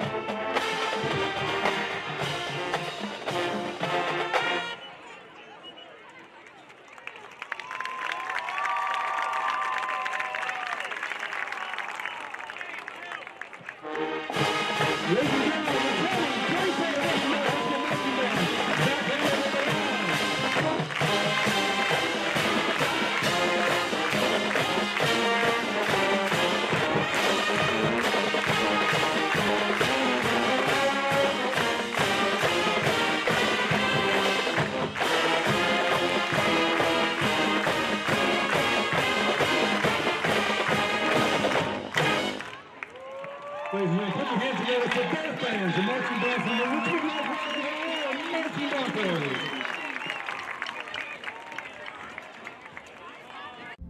Our beliefs matter. They're reflected in our words and actions. At First State Bank, we believe in treating people well, and have since 1884. Listening, caring, looking out for each other. It's what people deserve. It's what a real local bank does. While lots of things have changed over the years, our belief in you hasn't. First State Bank, built on belief. Our business is helping you grow. We're Baxler Tractor. We take care of you like family. We've been growing since 1946. As your Kubota dealer, our focus is to help you grow today and into the future. Stop by one of our locations today, visit with our folks, and see our entire lineup of Kubota products. Our business is helping you grow. Baxler Tractor. In this community, they call the fire department when the days go bad and they don't know what to do. There'll be a family member and will come up and give me a hug or shake my hand and say, hey, you took care of my dad X number of years ago. And they just wanted to say thank you and how much it meant to them. Things like that just keep me going. I'm ready to come back and do it again. I try to take pride in every single thing that I do. When I'm needed in the community, I don't want them to ever think that I could have done more. And that's the beauty of volunteers. There's nothing stronger than the heart of a volunteer. It just seems like, man, you know, I remember playing basketball, doing the Pee Wee basketball, and Bill Garrett was our coach in Pee Wee, and he was also the varsity coach at the time because his older son was playing varsity. So, man, we couldn't wait to go to those games on Friday nights and get water for the high school kids, and just that tradition just keeps going. And I'm sure it was the same with you at New Richmond in football. You're playing Pee Wee, you see those big guys out there on the varsity field. You can't wait to get to that level, and then it just, you know, it keeps going. And both these programs have had a really good history here in the SBC, and have put out some really, really good football teams over the past, couple of decades. So pretty cool to see those young kids getting honored before the game, and always fun to get them out here and put them on the field before the Friday night lights. They kind of look a little shocked out there looking around, but yeah, we'll be calling some of their names here someday, hopefully for Western Brown and New Richmond. Yeah, and they always, I mean, obviously some of them are a little starstruck, and get a little gun shy out there in front of all the stands, but some of them take advantage, love to do the gritty, obviously, paying homage to Jamar Chase out there. But, yeah, I mean, that was always one of those things as a youth player, you love to get the recognition anytime you can get it. And like you said, I mean, just handing a varsity player a water bottle, or my dad coached middle school football for a long time, so when I was still in elementary, getting that opportunity to do that for those guys, it just makes you feel so cool and shaking hands with them. So getting that opportunity is really good for these guys and get that exposure. Yeah, I mean, we couldn't wait to go out there and collect their sweaty, smelly warm-ups, in basketball. Just to be out there on the floor with the varsity players. And, again, there's not a lot of things that I completely miss about sports, but, never played on the Friday Night Lights, but those basketball games, running out of the locker room and in front of a big crowd, those are the kind of things that you miss. And it's cool to see the young kids out here and getting involved in lots of, there'll be Pee Wee football games all day here tomorrow. And so just cool to see them out there and the future of the Bronco football program. I think Rob's got some first half scores from other games and some stats tallied up for you. Well, starting with those scores in the SB AAC, Williamsburg at Blanchester. Blanchester leading that one 12-7. Goshen at Clinton Massey. Clinton Massey taking care of business, 41-0 right now at the half. East Clinton at Fayetteville. East Clinton up 14-0. And Batavia at Wilmington, that one all knotted at 7. So a couple of good ball games there, and Massey doing what they do, just taking care of business. And then on to the stats for the ball game, starting with the Western Brown offense. 8 first downs in the first half, 7 of those coming in the second quarter. So you heard us talking about it, but statistically you kind of see what this team was doing in the second quarter, really building. They were 4 for 9 on third down, 4 for 6 in the second quarter alone.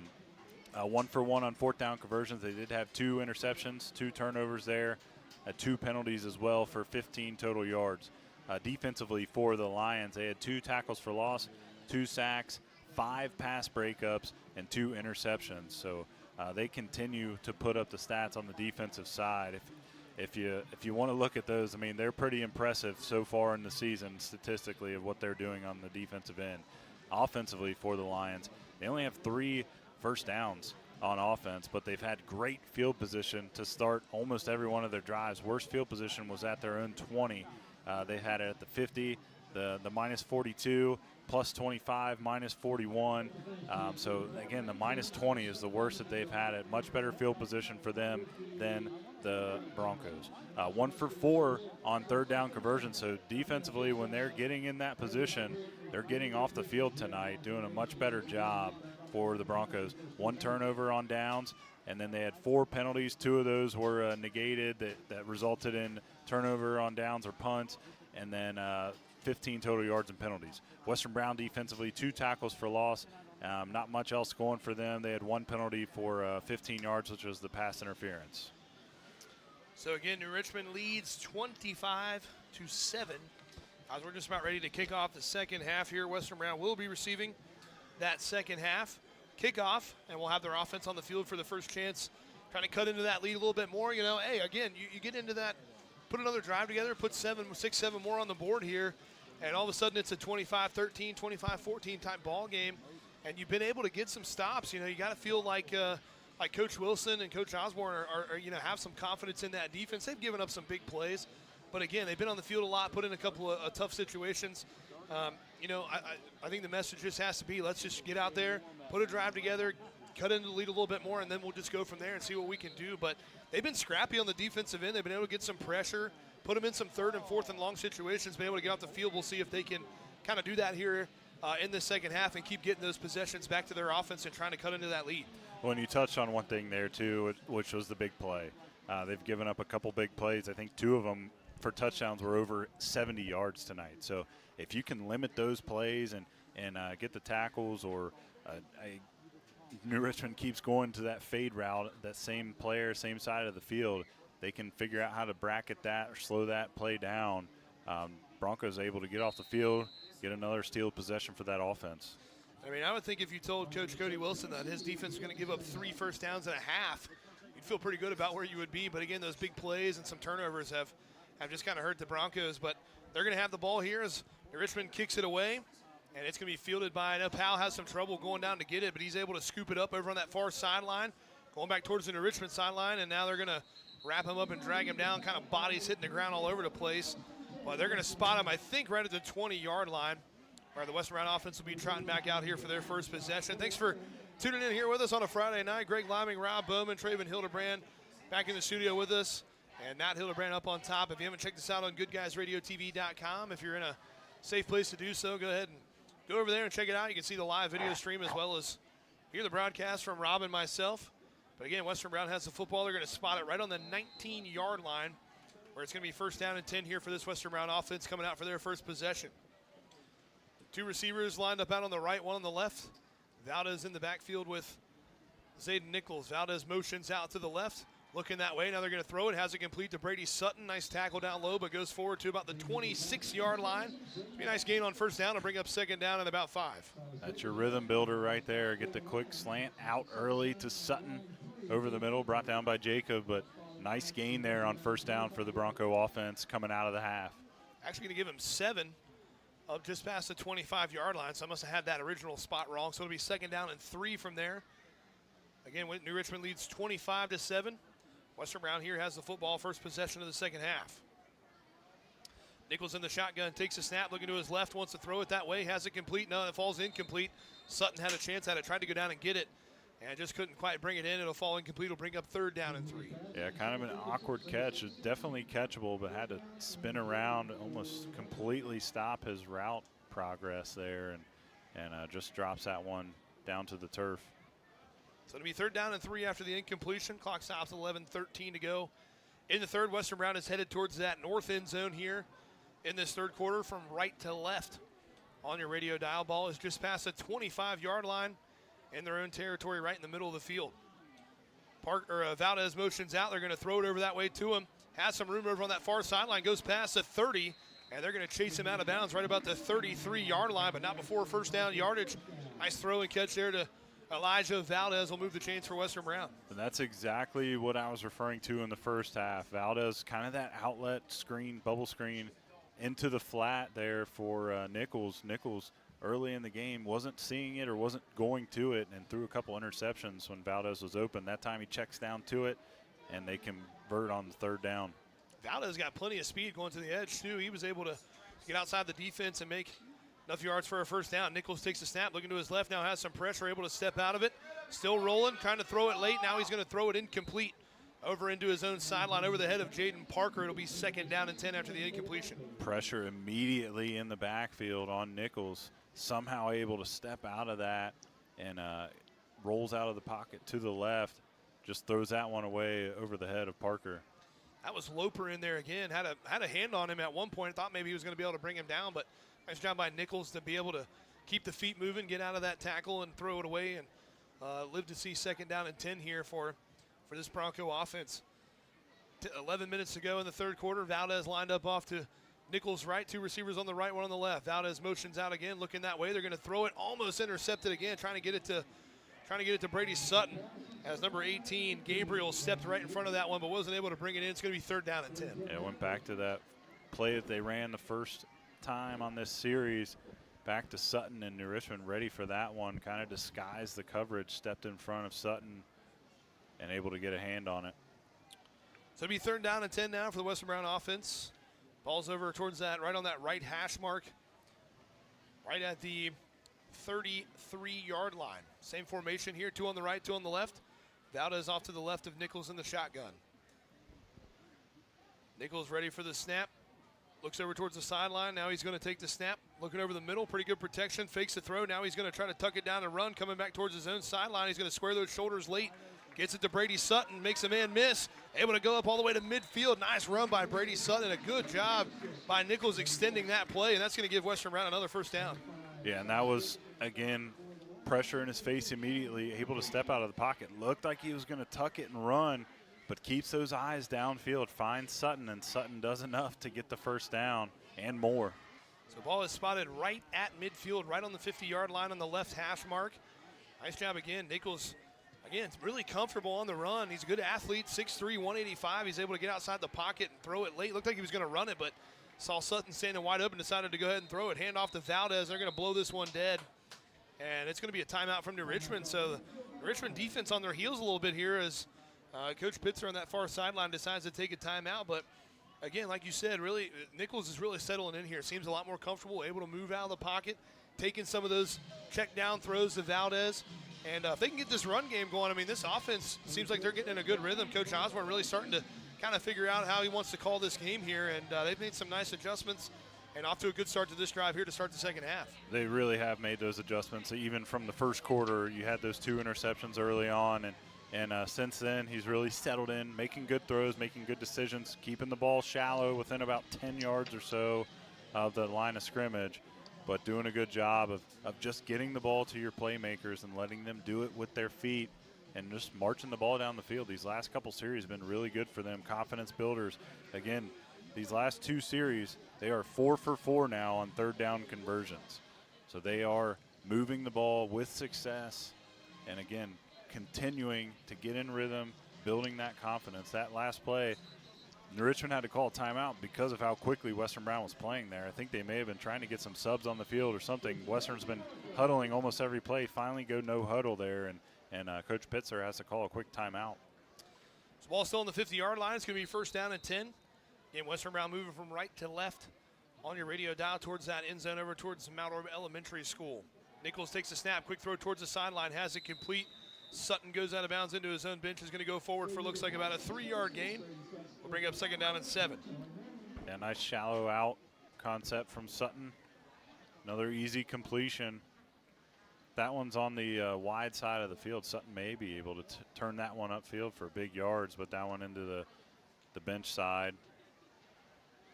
So it'll be inside New Richmond territory on the 47-yard line. We're at second down and 7. Nichols takes a snap, hands it off to Valdez, coming off this left side, takes a big hit in the middle there, and goes for a no gain. That's a nice tackle there by that New Richmond front.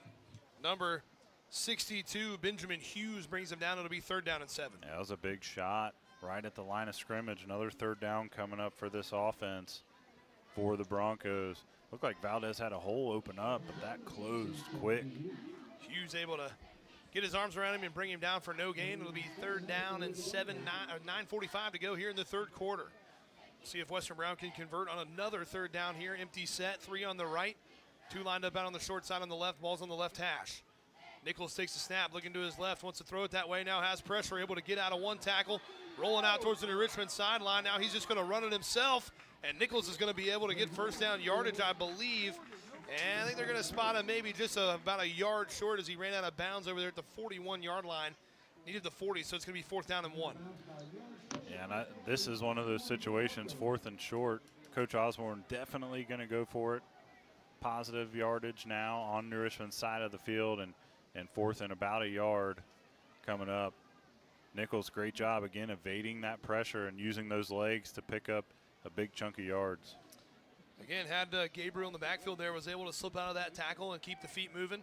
Came up just a yard short of the first down. It'll be 4th and 1 from the 41. Nichols in the shotgun by himself and a little bit of a hard count. It looks like Western Brown's going to get the free first down. So good job by Zayden Nichols. Hadn't played a lot of quarterback. Gets the hard count. Gets someone on that far left side of the defensive line to jump, and they're going to have a free first down.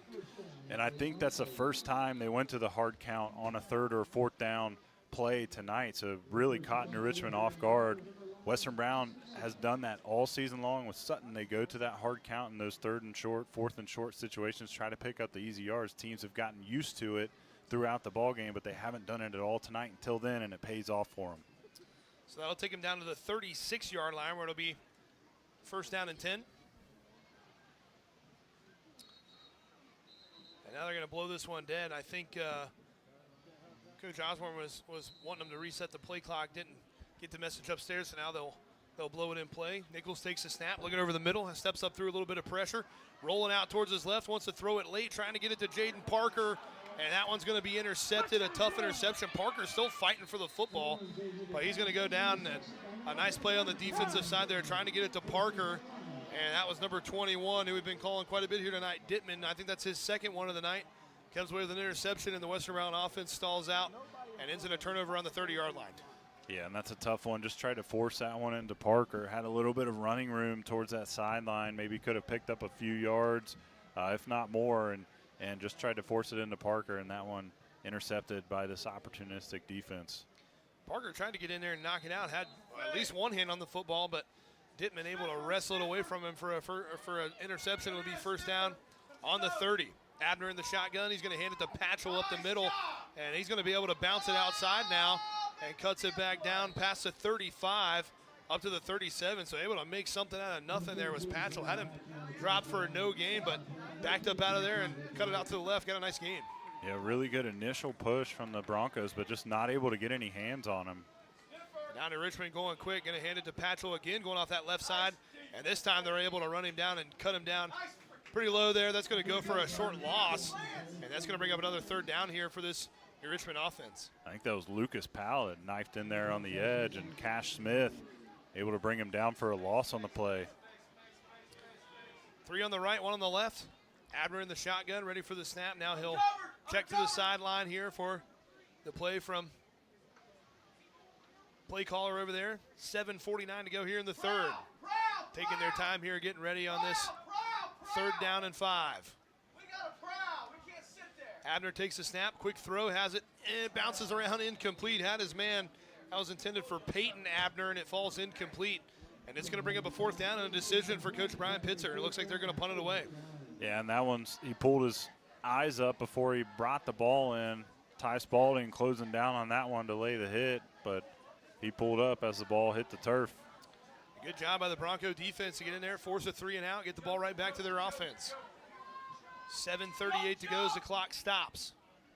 Snaps back, kicks on the way, good looking end over end kick towards the Western Browns sideline. It's going to bounce right about the 35, check up right at the 29-yard line where they'll mark it down, and Western Brown offense will be coming right back out. So a good job there by the Western Brown defense to get a 3 and out, get off the field, and get the ball right back to their offense. Well, if you missed out on all of the fair fun last week at the Brown County Fair, go check out our coverage at Good Guys Radio TV. From opening parade to the cheer competition to junior fair sales, it's all free to relive all those little state fair memories. So check it out, goodguysradiotv.com. Go into the archives, all kinds of Brown County Fair coverage over there if you weren't able to make it out. Kind of had some funky weather last week with that hurricane, and part of that hurricane rolling through Ohio, kind of a little bit of a rainy. Haven't had rain in about 3 months, it seems like, and then fair week you get some rain. But go check it out on Good Guys Radio TV. Nichols under center, has some trouble with the snap, but able to scoop it right up. Pitches it out to Valdez, but that one's not going anywhere. As a matter of fact, it's going backwards, and that's going to be a loss. It'll be second down. Yeah, first tackle for loss in the half for this New Richmond defense. Western Brown going back under center. They went in the Maryland eye there. Two fullbacks and a running back stacked on top of each other with the pitch, but Nichols dropped the snap there and has to pick it up, pitch it out late to Valdez, and just nowhere to go. Little I formation, power football. That's right up your alley, isn't it, Rob? Yeah, that's what old school. It's what I ran all through middle school, high school. So they're going to go with the same formation here. Nichols to go back under center. Nichols fakes the pitch and looking to throw. He's going to throw it over towards the New Richmond sideline. Had a man over there, but a little bit too low, incomplete. Intended for number 18, Adam Pena. It falls incomplete. It's going to be third down and 12. And another third down coming up for this offense. 2 for 3 so far. So this will be number 4, and this one is third and long. So a little bit of a kind of a misdirection there. Had a step out there, but just a little throw. Didn't have quite enough on it to get outside and fell incomplete. It's going to be third down. They're going to call it 3rd and 13, but it looks like a long 12. 6:40 to go here in the third quarter. Western Brown, 3rd and long, trying to come up with another big conversion to keep the drive alive. 3 on the right, 2 on the left. Nichols takes the snap, looking to his left, throws over, has it complete to Sutton. Able to turn the legs. Sutton still going, takes 3 or 4 Lions to finally bring him down, and he's going to have first down yardage. So Brady Sutton kind of doing the opposite for Nichols is what he's used to. A reliable receiver, good hands, and Sutton moves the chains again. Yeah, he's been really good receiver tonight, and again, finding the holes in that defense, sitting in those zones and just getting open, being that outlet for your quarterback. Again, this is your number 2 quarterback in the ball game, so just making him feel comfortable, giving him those nice open throws, and then getting enough to pick up the first down as well, keep the chains moving. Ball's on the 43-yard line, first down and 10. Now Sutton motions across to the other side of the formation. Now Valdez will motion out to the right. Nichols takes a snap. Some pressure, rolls out to the right, trying to get out of a sack, but he's not going to be able to get away, and they're going to drop him for a loss.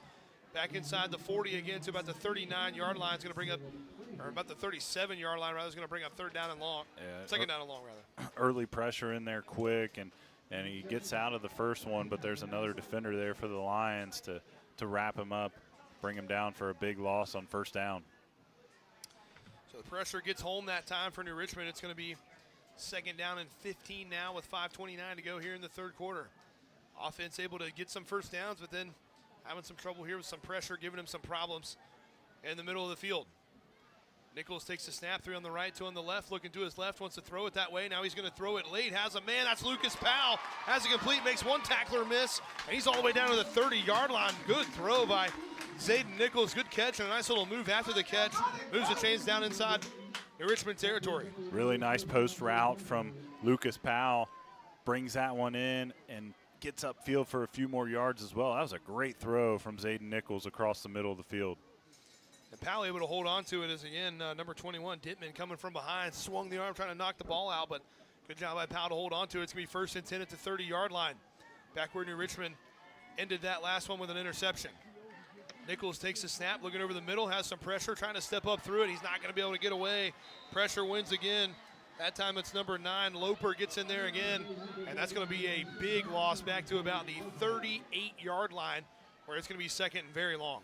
And it seems like all night long it's kind of been like that. Western Brown picks up a first down, and they have a setback with either a penalty or a big tackle for loss or a sack in this situation. So Western Brown's got to find a way to build on the success that they're having without those setbacks. So second down and 18 now, as they lose big yards on that first down play with the sack. 3 on the right, 2 on the left. Nichols takes the snap, good protection. This time he's going to throw it deep, trying to get it down there to Lucas Powell again. That one's over the head, incomplete, and it's going to be 3rd and long here for Western Brown. Yeah, another bracketed receiver tries to go deep on this left side of the field down the sideline with Powell, but he's covered over top and underneath.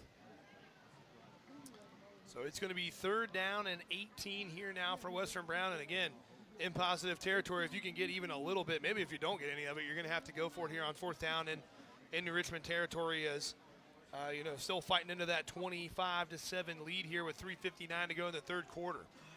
Valdez off to Nichols left, 2 receivers on either side. Nichols takes the snap, looking over the middle, pretty good protection this time. He's going to throw it deep towards the end zone, trying to get it to Sandifer, and it's going to be knocked away, falls incomplete. And no penalty flags on the back end. It's going to be 4th down and long. Yeah, good look, and just throws that one a little bit in front of Sandifer where the defender is able to get a hand on it. He throws that one more down the seam on the hash. Sandifer's probably got a better opportunity to bring that in. It's a little bit too close to that safety there. I think that was Colwell on the coverage on the back end, able to get up there and kind of pop it up in the air again. So Western Brown probably lucky that one did hit the turf. So it's going to be 4th down and 18 here, 3:52 to go. And again, Western Brown offense still out there with still trailing pretty big in this one in positive territory. Coach Osborne going to have to keep him out there and try to convert on a 4th and long. Nichols takes the snap, steps up through a little bit of pressure, is going to throw it deep again, and that one is going to be intercepted right inside the 5-yard line at about the 3. And back-to-back, Colwell knocks the first one down. That time he's able to come up with the interception, but, again, pins him inside the 5. Got to take a chance there on 4th and long, so really kind of nothing hurt. If that defense can get another stop there, you might put yourself in pretty good field position here. Yeah, and again, the worst starting field position for the Lions all night long, right at the 5-yard line. Obviously not ideal with how you want to end your drive with a turnover there, but you back the Lions up in really bad field position to start this drive. So it'll be 1st and 10. The ball's right at the 5-yard line, 3:46 to go in the third. Richmond headed from left to right on your radio dial.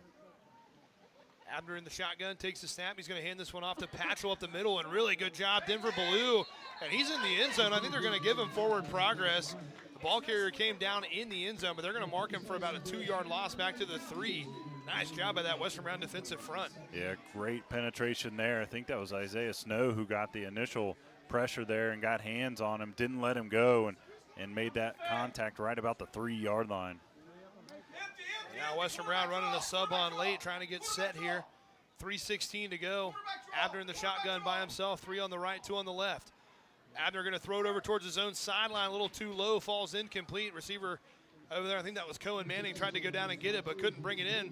And that's going to bring up another 3rd and long situation here for this New Richmond offense. Yeah, threw a little bit behind him. Manning had to drop down on his hip and try to catch that throw, and just not enough on it. So it's going to be 3rd down and 13 after that first negative play. Clock stops at 3:08 to go in the 3rd. Could be a big chance for Western Brown to get off the field again here and get the ball right back. Abner in the shotgun. 3 receivers lined up on his right, 2 on the left. Wolf motions out to the right. And now it's going to be a timeout coming from New Richmond. They can't quite get set up, so Coach Pitzer will take a timeout. We'll take a short one with them. We'll be right back on 99.5 The Edge and Good Guys Radio TV. In this community, they call the fire department when the days go bad and they don't know what to do. There'll be a family member and will come up and give me a hug or shake my hand and say, hey, you took care of my dad X number of years ago, and they just wanted to say thank you and how much it meant to them. Things like that just keep me going. I'm ready to come back and do it again. I try to take pride in every single thing that I do. When I'm needed in the community, I don't want them to ever think that I could have done more. And that's the beauty of volunteers. There's nothing stronger than the heart of a volunteer.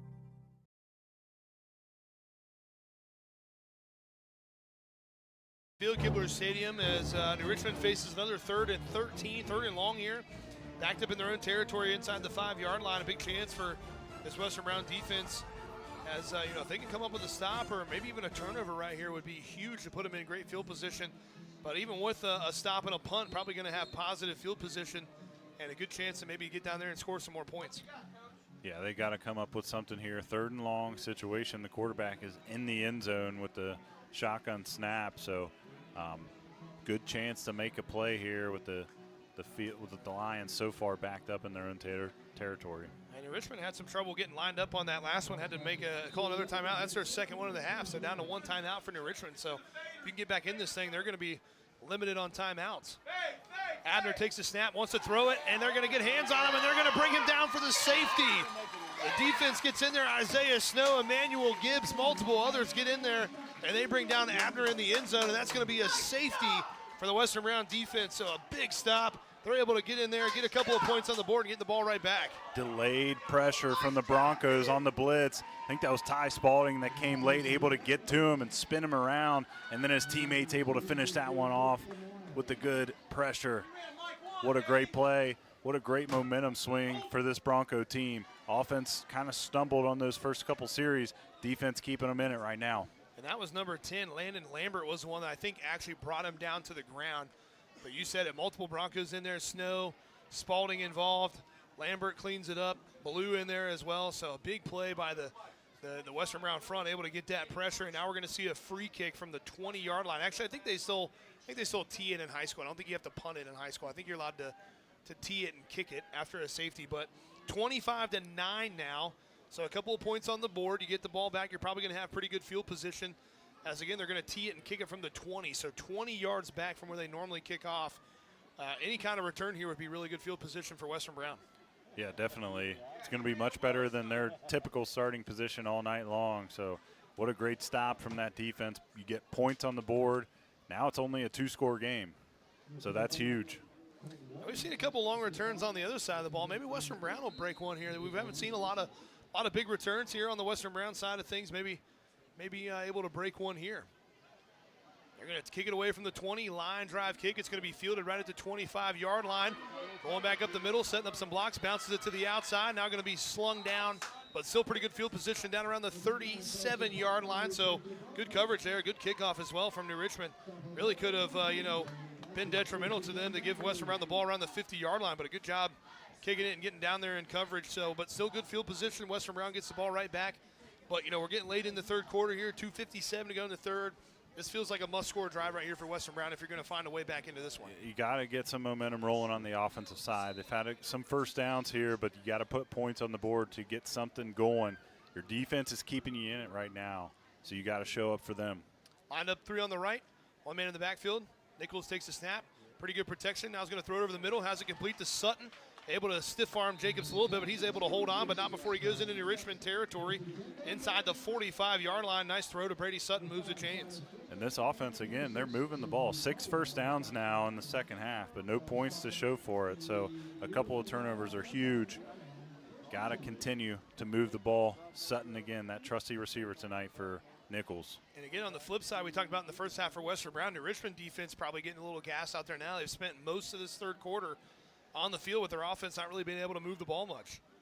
Nichols in the shotgun, takes the snap, looking to his left, now has some pressure, rolls out to his right, able to get away from one tackler, is going to throw it late, trying to get it to Sutton, had a chance to get it to him, but a little bit too high, falls incomplete. It'll be 2nd down and 10. Yeah, had a good look, but with your momentum carrying you, that one just sails on him as he's looking for Sutton there, right along that right hash mark. He was open, but had to throw it over top of a defender to get it there. Yeah, just floated it just a little bit too much, so it's going to be 2nd down and 10 from the 44. 2:18 to go in this third quarter as the clock stops with the incompletion. Well, we'll cover our team and individual stats and name our Paul Hall Insurance Player of the Game. Right after the conclusion of the game, be sure to stick around to hear who that is from the Western Brown side. Western Brown, 25-9, they trail. 2:18 to go in the third. They're trying to claw their way back into this one. Nichols takes the snap, looking to his left, now back over the middle, is going to throw it, trying to get it to Pena, takes a big hit. It falls incomplete, no flag, and it's going to be 3rd down and 10. Yeah, took a big shot over there in the middle, put a good ball out, but not able to bring it in is Pena. That'll bring up 3rd and long. Pena can only get one hand up on it, falls incomplete. Parker checks in now, Pena will check out. It'll be 3rd down and 10, ball still on the 44-yard line. 2:13 to go in the third. Western Brown offense moving the ball, but trying to find a way to get into that end zone, put some more points on the board. 5 wide set this time, 3 on the right, 2 on the left. Nichols right at midfield on the 50-yard line in the shotgun, takes the snap, looking over the middle, throws it, and nice catch by Valdez, able to fight through. Nice hands catch, Harris, good coverage, but able to get it to him, and that'll move the chains inside the 35 down to the 32. Great catch in pressure and able to turn upfield, get the 1st down. They've gone almost exclusively away from the run game now in the second half, and let's see if they get back to it now in more positive territory with the 1st down. Inside of 2 minutes to go now in the third, 1:50 to go.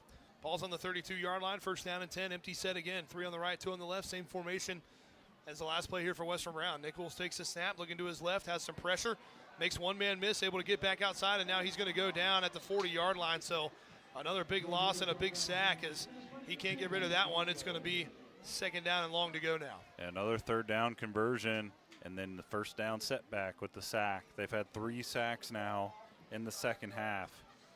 So Western Brown has to find some rhythm there on those 1st down plays once they convert on those third down. I'd like to see him kind of play quick after that, get up to the line of scrimmage and just run the ball. So same formation, 3 out wide to the left, 3 out to the right, 2 on the left. Nichols takes the snap, looking over the middle, now it's going to throw it, trying to get it to Sutton, and that one's going to be intercepted again. Dittman comes away with another interception. I believe that's his 3rd one of the day, and a penalty flag flies in late as we might have a face mask at the end of that on the tackle by Elijah Valdez, but another turnover by the Richmond defense. Are able to step in there. Dittman comes away with another interception, and he's having himself a heck of a football game here tonight. It really has in the middle of the field, just sitting and kind of waited on that one. Really good protection for Nichols there, and steps up, tries to force one again over the middle, and Dittman just sitting and waiting. Brings it in and gets a decent return as well.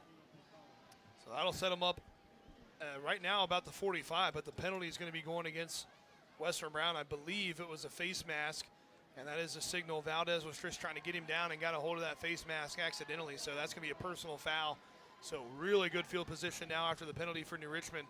And again, Western Brown offense gets a couple 1st downs, feels like they're getting something going, and then that big negative play just hurts them again right there. And Nichols throws another interception. And great field position now for the Lions to finally get something rolling on offense. Remember, their last drive started on their own 5-yard line, and Western Brown able to get a safety. Now they're in Western Brown territory on the 40. Abner in the shotgun with Wolf off to his left, 3 on the left, 1 on the right. Handed to Wolf up the middle, puts his head down, and he's going to go forward for a couple of yards, but another penalty flag flies in. It looks like another holding going against those Lions. And another one from the umpire in the back. His arm's going to be sore. He's been throwing quite a few. He's been right on that right side every time, and he's thrown quite a few here tonight on those holding calls, which, again, he's in the best spot to see it most of the time right there behind the quarterback. So another holding call is going to back him up to midfield at the 50. It's going to be 1st and 20. So after the penalty from Western Brown helps them out, New Richmond has a holding penalty. It'll back them up 10 yards, and it'll be 1st and long. 2 receivers on the left, 2 on the right. Wolf in the backfield with Abner right on the 45-yard line in Western Brown territory. Hands it to Wolf off the right side, trying to fight through Carter Saylor and Ty Spalding, able to wrap him up and bring him down. Does go forward for about a 3 or 4 yard gain. Will bring up 2nd down and long. Yeah, not much going there off that right side. Looked like he had a cutback if he would have cut inside of that right guard, but chose to keep it outside. And Spalding and Saylor able to bring him down for a short gain. I think that's going to bring us to the end of the 3rd quarter. There's only 5 seconds left, 20 on the play clock. Don't have to snap it, and I think Coach Pitzer's going to let it run down. That's going to bring us to the end of the 3rd quarter. So Western Brown able to get a safety and put a couple points on the board, but New Richmond still leads 25-9. We'll have 4th quarter action coming up right after this on 99.5 The Edge and Good Guys Radio TV.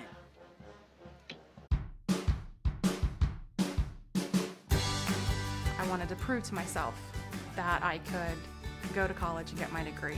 What if I went to Southern State? What if I'm able to go and become that nurse or that lawyer or that teacher? Southern State Community College allows students to rise above the circumstances that they're surrounded by and become something more than they ever dreamed possible.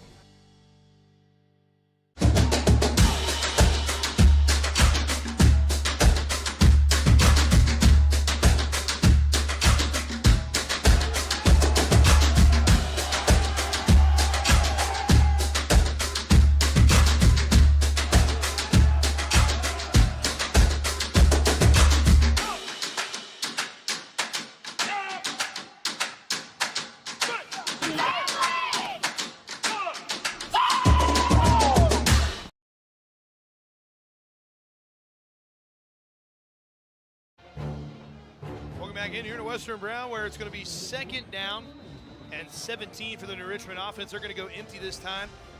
3 on the right, 2 on the left. Man goes in motion. They're going to fake the handoff. That's Sininger trying to get it back towards his own sideline, and he is going nowhere. Actually, maybe goes back for a 1 yard loss. Another 3rd down and long opportunity here for this Western Brown defense. Yeah, and again, this defense really keeping them in the ball game right now. The offense has struggled quite a bit with turnovers in the 2nd half. They've been able to move the ball, but haven't been able to finish off any drives, and the defense doing everything they can to stay in this game right now. Now a couple of subs hustling off the field, and now it's going to be a timeout from Western Brown, as I don't think they had everybody they wanted out there. So it's going to be a timeout here with 11:31 to go in the ball game, and the defense is going to try to get it lined up here. We saw a couple of subs run out really late there for Western Brown, hustling to get off the field, but again, I'm not sure they had everybody they needed out there. So Coach Cody Wilson's going to take a timeout and get it set up here. But another 3rd down and long opportunity here. 3rd and 19 after that loss on the 2nd down play there. Sininger ran the ball, but again, another chance here to get off the field. Maybe get a stop, punt, force a punt or a turnover here, and try to get it right back to your offense and try to get something else going. Yeah, and the field position right now is not going to be great if they're able to force a punt, but they get the ball back to their offense. We know, obviously, they have a lot of weapons. They've taken some deeper shots down the field in the 2nd half early on so far, and haven't really worked out for them. So we'll see how Coach Osborne, if he wants to adjust that in the 4th quarter. Again, only down 2 scores right now, so you got to convert 2-point conversions, but you've also you got to be able to score, get those touchdowns, and then give yourself the chance. And haven't been able to do that with finishing off any drives in the 2nd half. First things first here, you got to get a stop on 3rd and long. It is 3rd and 19.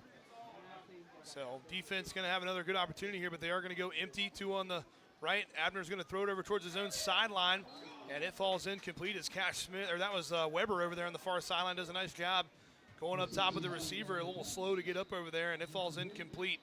And it's going to bring up 4th down and long, and Western Brown defense is going to force another punt. Yeah, big shot on the receiver there as the ball went right through his hands and took a shot in the ribs. Hopefully he just got the wind knocked out of him, but that's a big stop for this Western Brown defense. And unfortunately, it looks like they're looking at that right leg of the receiver over there. The training staff out to tend to the down receiver. I can't get a number over there on the far sideline, but a little slow to get up, a little shaky. Weber laid a big hit on him, and we think it's number 3, Bohm, over there on the far sideline. So again, hopefully he's going to be okay and be able to get off the field, but they are looking at that right knee area, it looks like.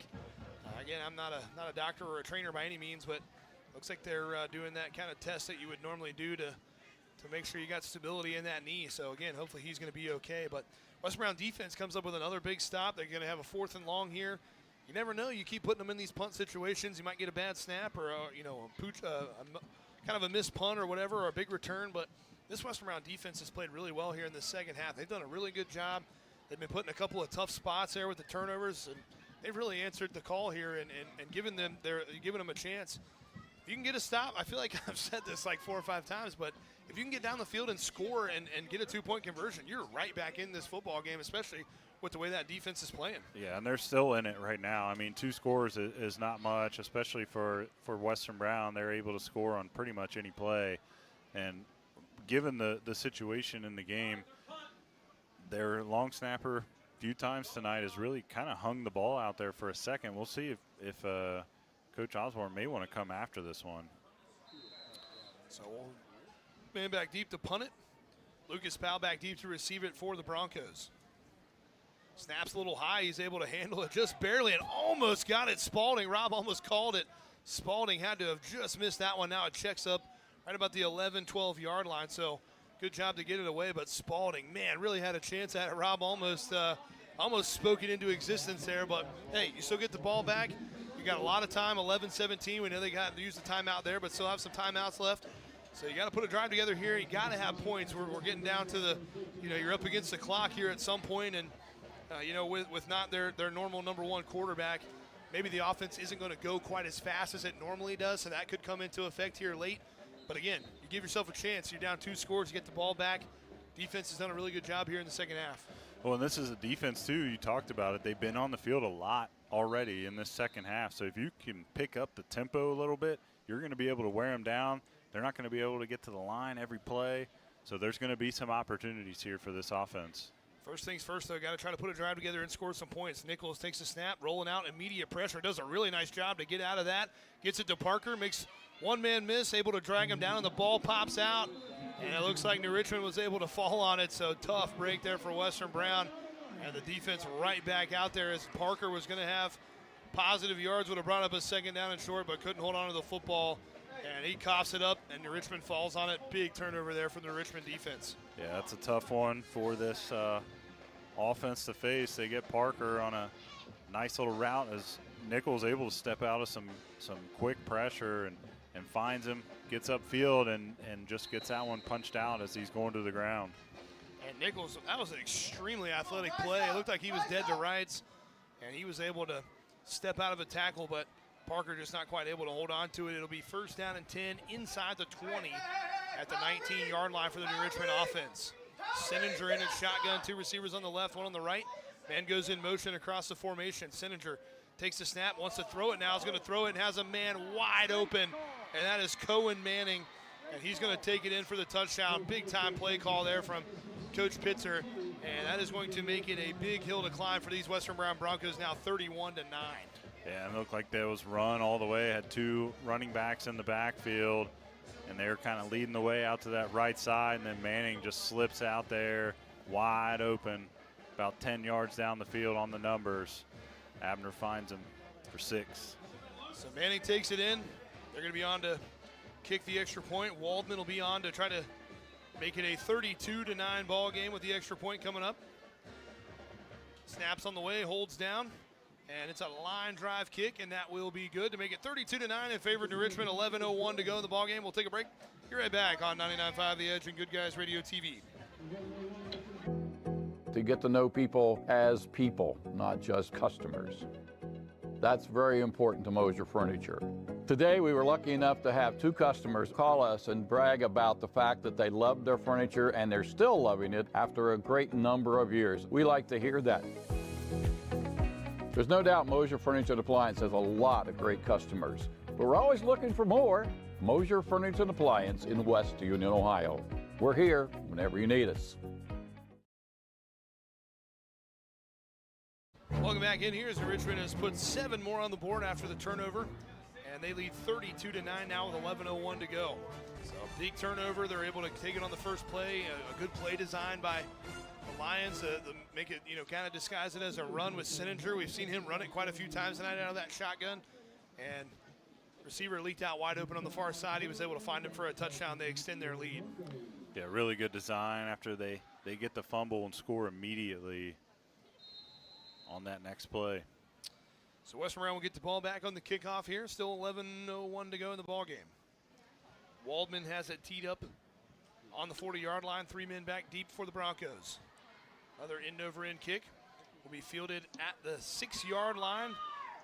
Weber coming back up the middle, setting up some blocks, able to go up past the 25-yard line to about the 26, where the Western Maryland offense will be trotting back out. Make sure to stay tuned for the Coach's Comment Show right after the game. We'll recap tonight's matchup with Coach Nick Osborne. So, again, bigger hill to climb here for the Broncos, but, still a lot of time, still some timeouts. If you can score quick, maybe we've seen them try quite a few onside kicks. You never know. It's high school football. Crazier things have happened. So, just got to find a way to score points right here and get down the field and keep a drive going and avoid those big negative plays. Well, they've recovered at least one this season, had an opportunity at a couple more, and didn't roll quite 10 yards on those onsides. But, yeah, if they're able to put some points on the board, just got to do it. 4 turnovers already in the second half, so really, really drive killing.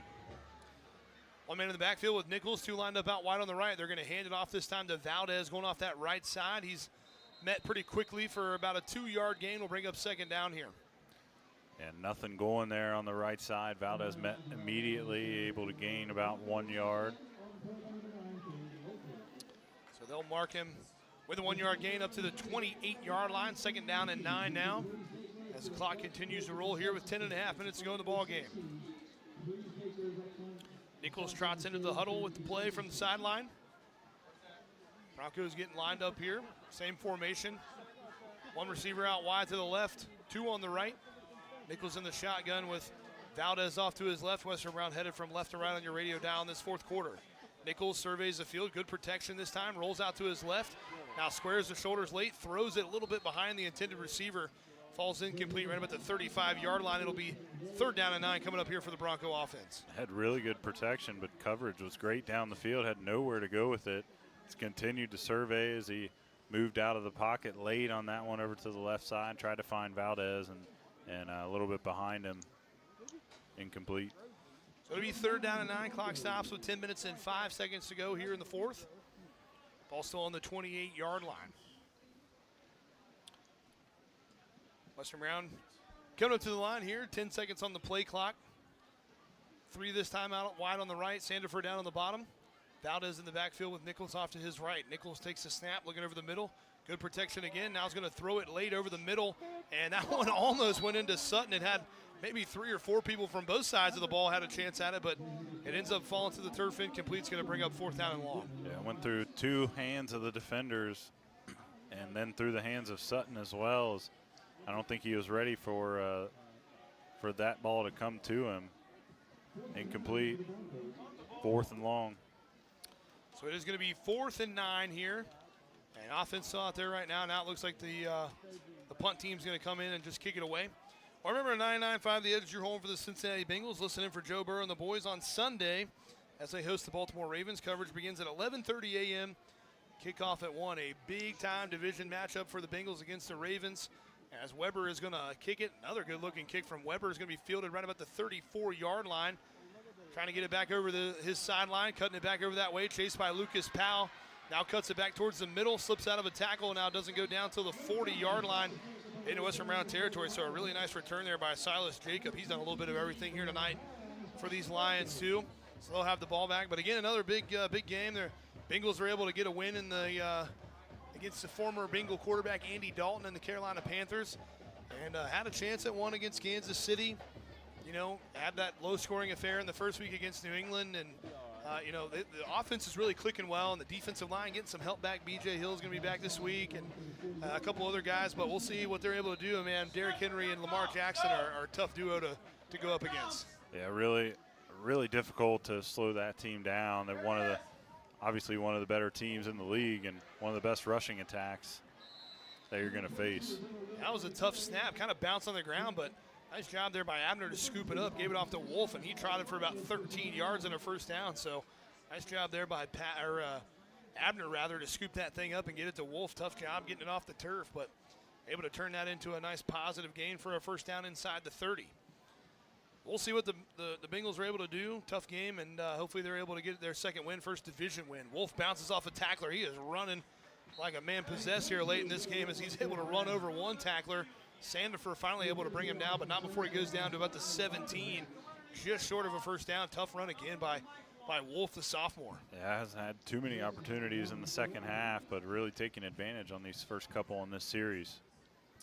Well, those Buckeyes playing good football. They got a tough one this week against Iowa. Good, pretty good team. They're starting to get in the meat of that schedule now. Iowa this week, Oregon next week. We'll kind of get maybe their first couple of real tests of the season. Big win against Michigan State last week, but man, that defense is looking special for those Buckeyes.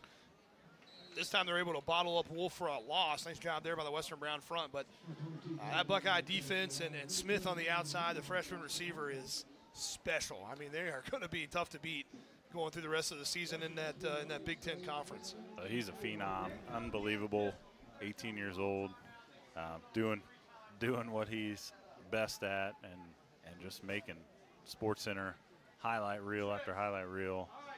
But the biggest thing for them is just depth. I mean, they have studs all over the field, and they have studs in the 2s and the 3s on that team, and that's really what carries a lot of the high school and college teams to that next level, is how deep are you, next man up kind of mentality, and do you have that?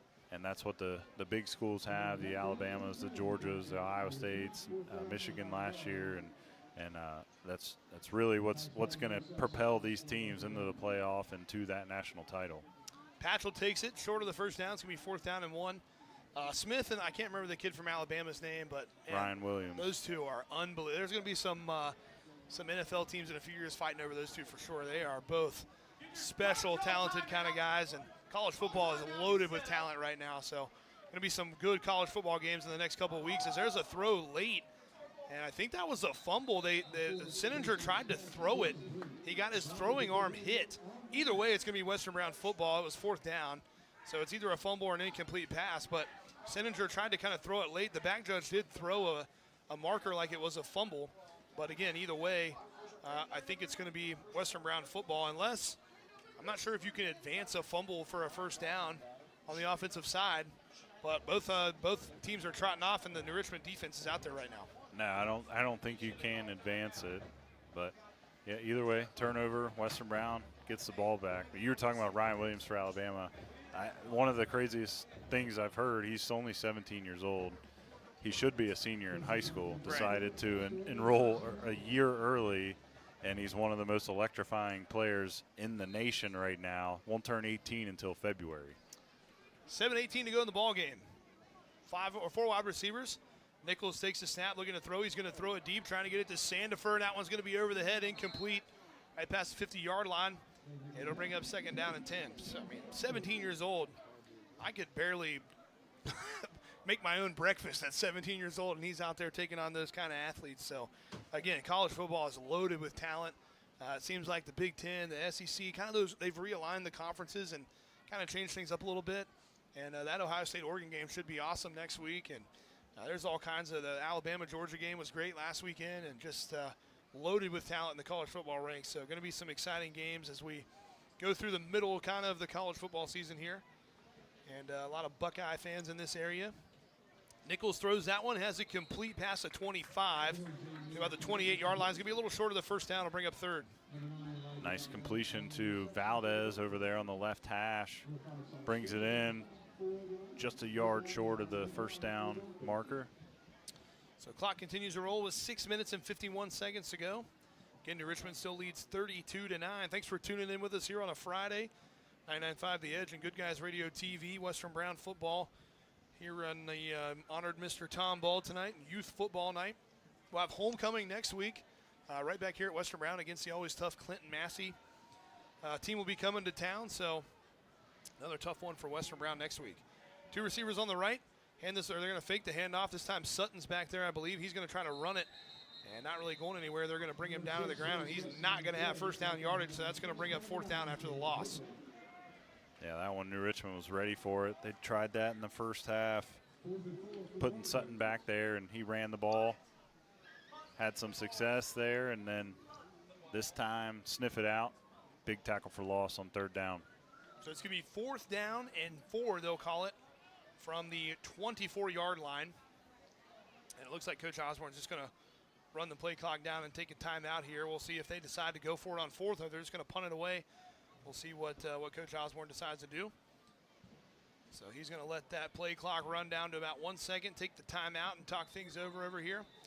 But again, you know, you have to, I feel like, I understand there are no moral victories in sports. You hear that all the time with, especially at the, college and pro level. There is no such thing. You've heard Joe Burrow say it a couple times. They've had some really close games where they feel like they played well enough to win and just didn't get it done. But, you know, at the end of the day, the defense came up with a lot of stops. They were put in some tough positions for Western Brown, and they were able to get off the field quite a few times and give their offense a chance. And, you know, it's a big ask from a guy who hasn't played a lot of quarterback at the varsity level to try to lead those drives and everything. But, you know, there were times when they were right in this football game and the defense played really well to start the game, and then really in that 3rd quarter did a great job. But, you know, New Richmond just a little bit too much, too many turnovers and negative plays have kind of hurt the Bronco offense. But some positives to take out of this one here at Western Brown.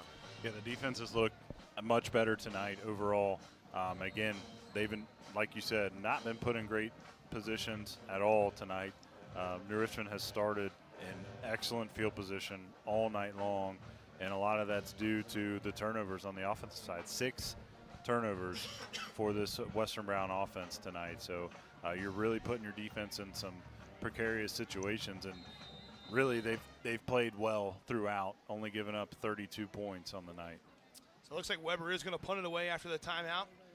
Another good-looking end-over-end kick. Nobody back deep for the Lions. They'll just let it bounce about the 35. Checks up down inside the 30. It'll roll to about the 27, 28-yard line. So New Richmond will have the ball back with 5:25 to go in the ballgame. Want to remind everybody, this broadcast is for the private use of the 99.5 The Edge audience. Any other use of the descriptions or accounts of this game without the consent of 99.5 The Edge is prohibited. So Western Brown looks like they're going to move to 3-4 on the season. Still got some time left to go here, but again, New Richmond has the ball up 32-9 with just over 5 minutes to go in the ball game. So it looks like Western Brown's going to fall to 3-4. Their 4th straight loss. New Richmond's going to get a big win for them. You know, they're down in Division 4 now. This is a Division 3 game, so a big win for them to come in here and be able to come away with and go to, what will they be now, 5-2 on the season. So they're going to try to finish it out strong. It'll be their first conference victory.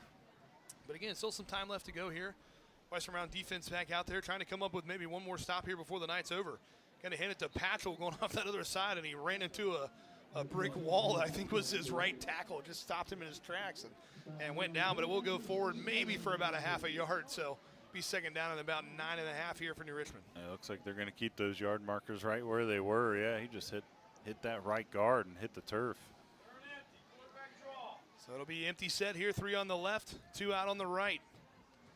Takes a snap, looking to throw this way, fakes the throw, now he's going to tuck it down. A good pursuit there as they're going to come up with a sack. That will be a loss, going to trap him for about, maybe looks like a 4-yard loss. Be 3rd down and long again here for this New Richmond offense. Yeah, look for the bubble on the left side, nothing open there, and had to tuck it late as Western Brown applied the pressure and able to bring him down in the backfield. So New Richmond going to take their time getting the play in here. Again, playing with that lead, 4.5 minutes to go. They're going to try to let that play clock run down as far as they can. Western Brown does have a couple of timeouts, but again, New Richmond in the driver's seat here late in this one. 2 receivers lined up on both sides. One man in the backfield with Abner in the shotgun. Takes the shotgun snap, fakes the handoff, wants to throw. He's going to throw it towards the Western Brown sideline. Cash Smith kind of playing receiver there as Cohen Manning broke his route off, and Abner threw it deep, nobody home, and it's going to fall incomplete. It'll be 4th down. Yeah, just not on the same page there with the receiver. Looked like Smith didn't really know where the football was.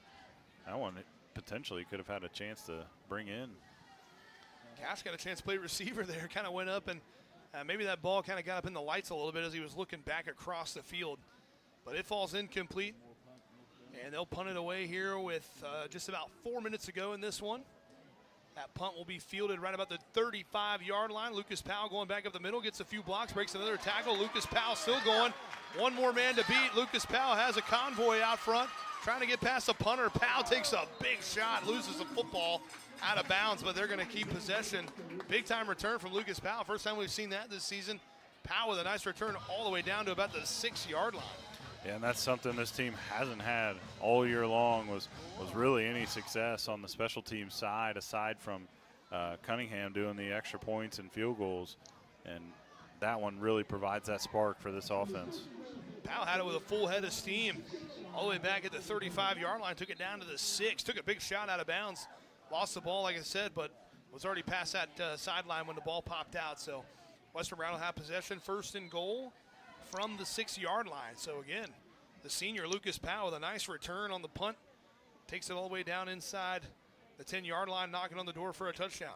Nichols in the shotgun with Valdez off to his left, takes the snap. They're going to hand it to Powell and loses his footing a little bit. Is going to lose a couple of yards, kind of ran into multiple people there. Emmanuel Gibbs kind of trying to get a block, and that one's going to go for a little bit of a loss. Yeah, maybe Coach Osborne trying to reward him for the nice punt return there and gives him the ball in the backfield, but there was nowhere to run. Powell came in motion, and Nichols handed it to him. Was trying to follow Valdez, but good push by that New Richmond front.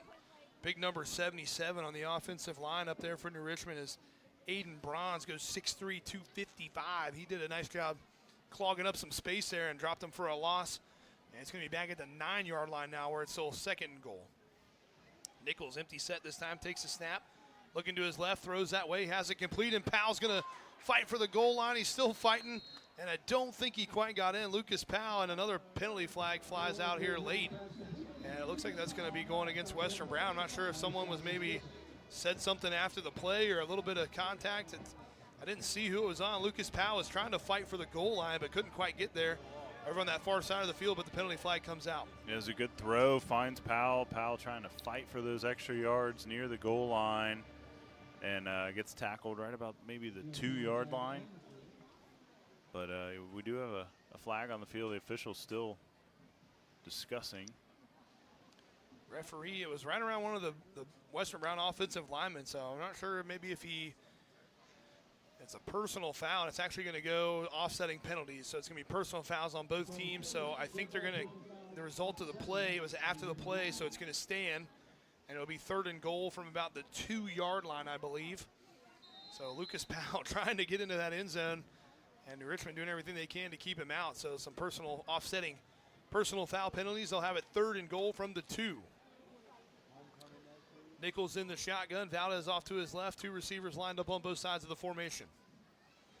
Nichols takes the snap, fakes the handoff, wants to throw it, and goes down low trying to get it, and it's going to fall incomplete. And I believe it's actually, they're going to say it was intercepted, and it's going to be a touchback, I think. Saw the far referee initial give the signal for a touchback. Powell slid down on his knees trying to get it, and I thought it hit the ground, but a New Richmond defender came away with the football, and I think it is going to be an interception and a touchback. So another turnover on Western Brown. They get the good return by Powell down to about the 6-yard line, and they just can't quite punch it in. No, and I think that was, I don't know if they were going to Powell on purpose because of the punt return or what the situation is. He also doesn't have a touchdown on the year, which is pretty wild for a receiver of his caliber and the career that he's had so far at Western Brown. So maybe that was something that Coach Osborne was trying to double up on there with a good punt return and just get him his first touchdown of the season. Tried to force that one in there, and New Richmond comes away with the ball again. Yeah, I mean, coming into the game, Powell had 462 yards, which is 3rd best in the league, and still hasn't quite been able to find that end zone. Having a great season, but just not able to score a touchdown yet. Now Wolf coming towards the Western Brown sideline, takes a couple of big hits, but goes forward for a few yards, and that'll keep the clock moving with 2:28 to go left in the ballgame. And New Richmond just going to try to run this clock out on potentially the final series of the ball game. We'll just take a couple of first downs here to take us down to the end of this one as New Richmond has the football back after that big punt return by Lucas Powell. They still lead 32-9. Patchell and Wolf in there, and Sinninger's in there at quarterback for this play. Maybe it was on the last play, not 100% sure, but Sinninger taking the snaps right now for these Lions. It's going to be 2nd down. Wolf motions out. They're going to hand it to Patchell going up this way. Slips out of one tackle. They're able to wrap him up one high, one low at the 30-yard line. And that is going to be a first down for the Richmond offense. Tough run there by Braylon Patchell. Yeah, tough run, physical runner off that left side. They've kind of got that read option look going with Sininger in the backfield, 2 running backs. And again, these are 2 extremely capable running backs they've got back there, but just continuing to take their time and bleed this clock. Under a minute and a half now, minute 28 to go in the ball game. Again, New Richmond taking their time in between plays, playing with the lead, trying to use as much of that play clock and game clock that they can here at the end. Trying to get it down, maybe a couple more plays, and they're going to get out of here with a win. They're going to hand this one to Wolf, going up the middle, has all kinds of room, and he's behind the defense. And Wolf may go. He's at the 30, the 20, 10-5, and Wolf's going to take it in for the touchdown. They hand it back to Wolf, and he takes it to the house, and that's going to extend it out a little bit farther now with a minute 5 to go. Another big touchdown run. That's the second long touchdown run from Wolf, and he takes it all the way into the house. Yeah, big run, big hole off the left side, breaks through the initial arm tackle attempt, and he's gone. No one within a few steps of him by the time he gets to the goal line. So that's going to make it 38-9 with the extra point coming up, minute and 1 second to go. Waldman's on to kick the extra point. That one's going to be blocked. Ty Spalding blocked that one with his chest plate, as I don't think no one touched him coming through the line, so the extra point is no good. So the score's 38-9. We'll keep it here, just a minute and 1 second to go. So Western Brown going to have a chance to maybe run 1 or 2 more plays and bring us into this one. But, man, we talked about it a little bit, and, it's just it's two-headed monster for New Richmond. Those 2 running backs are tough. They're going to be really good over the next couple of years, and Wolf still got 2 more years after this one. Patchell's only a junior, got another year, plus 3 more games in this junior campaign, and, 2 of the top, I think, 6 rushers in the league. And, New Richmond had the freshman quarterback last year. Young had a great season as a freshman, had an injury, hasn't been playing this year, but, man, they get him back. They get some of these pieces, and this could be a tough football team for the next couple of years with that rushing attack that they have. Yeah, definitely. They've got some big offensive linemen as well. Some young guys, too, on that offensive front. I don't see any seniors up there for them on that offensive line, so maybe have one, number 77, Bronze, but other than that, it looks like they're pretty young on the offensive end. They're going to be stacked going forward. So Waldman will kick it away here with a minute and 1 second to go.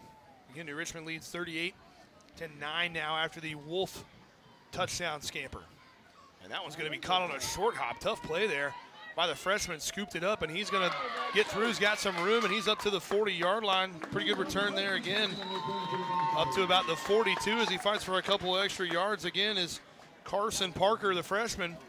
And maybe, something, Coach Osborne onto something here with that return game. Man, that was a tough one. That short hopped him right at his ankles. He was able to scoop it up, and he's got some speed. I mean, if he can just get through that initial line of defenders, he could house one at any time, I think. So a little bit of excitement in the return game from the freshman. Yeah, like we talked about his height and weight, really small kid, but he can kind of hide behind those blockers for him out front, and he's got a lot of quickness, a lot of acceleration as well. And it was a great job just bringing in that kickoff, too. I mean, like you said, that kind of short hopped on him, and he reeled it in no problem. Nichols takes the snap, makes a nice throw to Sandifer into his own sideline. It's going to be about a 7-yard gain. We'll bring up second down and 3 here as the clock stops with 47 seconds to go in the ballgame. So again, a couple more plays here for the Western Brown offense to close this one out. 3 lined up on the left, Sandifer on the right. Valdez off to Nichols right in the shotgun. Takes the snap, good protection, looking over the middle. Steps out through some pressure, now throws it over. Jaden Parker has it complete inside the 40-yard line, slung down right about the 39 into New Richmond territory. Will move the chains for Western Brown with 38 seconds to go. Yeah, Western Brown, nice first down there. Finds Parker on the outlet, wide open, able to turn upfield. Good first down into Lion territory. Clock will start to roll now as they get the chain set. Nichols rolling out to his right, wants to throw it that way. He's going to throw it and has a nice pass complete to Sandifer right over the defender there as Silas Jacob trying to get a hand on it, but it was a little too high. Sandifer brought it in, goes out of bounds right around the 20-yard line. Nice throw and catch. A really good catch. Sandifer, just that big frame, able to reel it in and then gets out of bounds to stop the clock. So that'll be first down and 10 now. 20 seconds to go as they get ready to wind it now. They get the chain set. Actually went out of bounds, so the clock will stop. Now Nichols rolls out to his left, squares the shoulders late, wants to throw it that way, and it's going to be completed for the touchdown. I think that's Brady Sutton over there on the far sideline, all the way over on the far side of the field away from us. It's hard to see, but I think that was number 6. Brady Sutton takes it in for the touchdown, so a nice throw, and Western Brown puts together a quick drive, and they answer right back 38-15. And Sutton not playing quarterback tonight, but he's responsible for both touchdowns, 2 touchdown receptions from Zayden Nichols tonight, so good reunion for them. Sutton playing receiver again, kind of hurt that shoulder, not 100% ready to throw the ball tonight, but getting out there as a slot receiver and had a really good ball game. Cunningham stays perfect on the season with another extra point, so that will make it 38-16 after the 2 touchdowns and the safety for 2 points. But a nice little way to end the game there for Western Brown, able to get down, and something they struggled with all night to move the ball and really looked efficient on that drive. Some good throws from Nichols, able to get out of bounds a couple times, stop the clock, and they're able to punch it in one more time here before the end of this one. But again, it's going to be a little too late, only 12 seconds to go. But again, some positives to take out of this game, and I know, as a former coach myself, and never coached at the varsity level, but you always feel like even in the games that you lose or that get away from you early, kind of like last week did or whatever, you always feel like, man, if we could have just gotten over that hump and got that turnover or got this or that or whatever, that you feel like you could be right there. And this is another one of those games where they gave themselves an opportunity with that defense in the third quarter, getting all those stops, but that offense just wasn't quite able to get over the hump here tonight. They punched it in one more time, but just a tough ask of some of the backups. Yeah, a lot of errors. Obviously, the turnovers are huge, but one of the biggest things for me tonight, aside from the turnovers, was the setbacks. There were so many times where they converted first downs on a third down or a fourth down, and then they got a penalty or they got a tackle for loss or gave up a sack. And you can't have those things. Those are really drive killers. Western Brown goes for the onside kick. Ball's bouncing around. I'm not sure if they got it or not. No signal yet, but it was bouncing around in there. A lot of bodies around the football.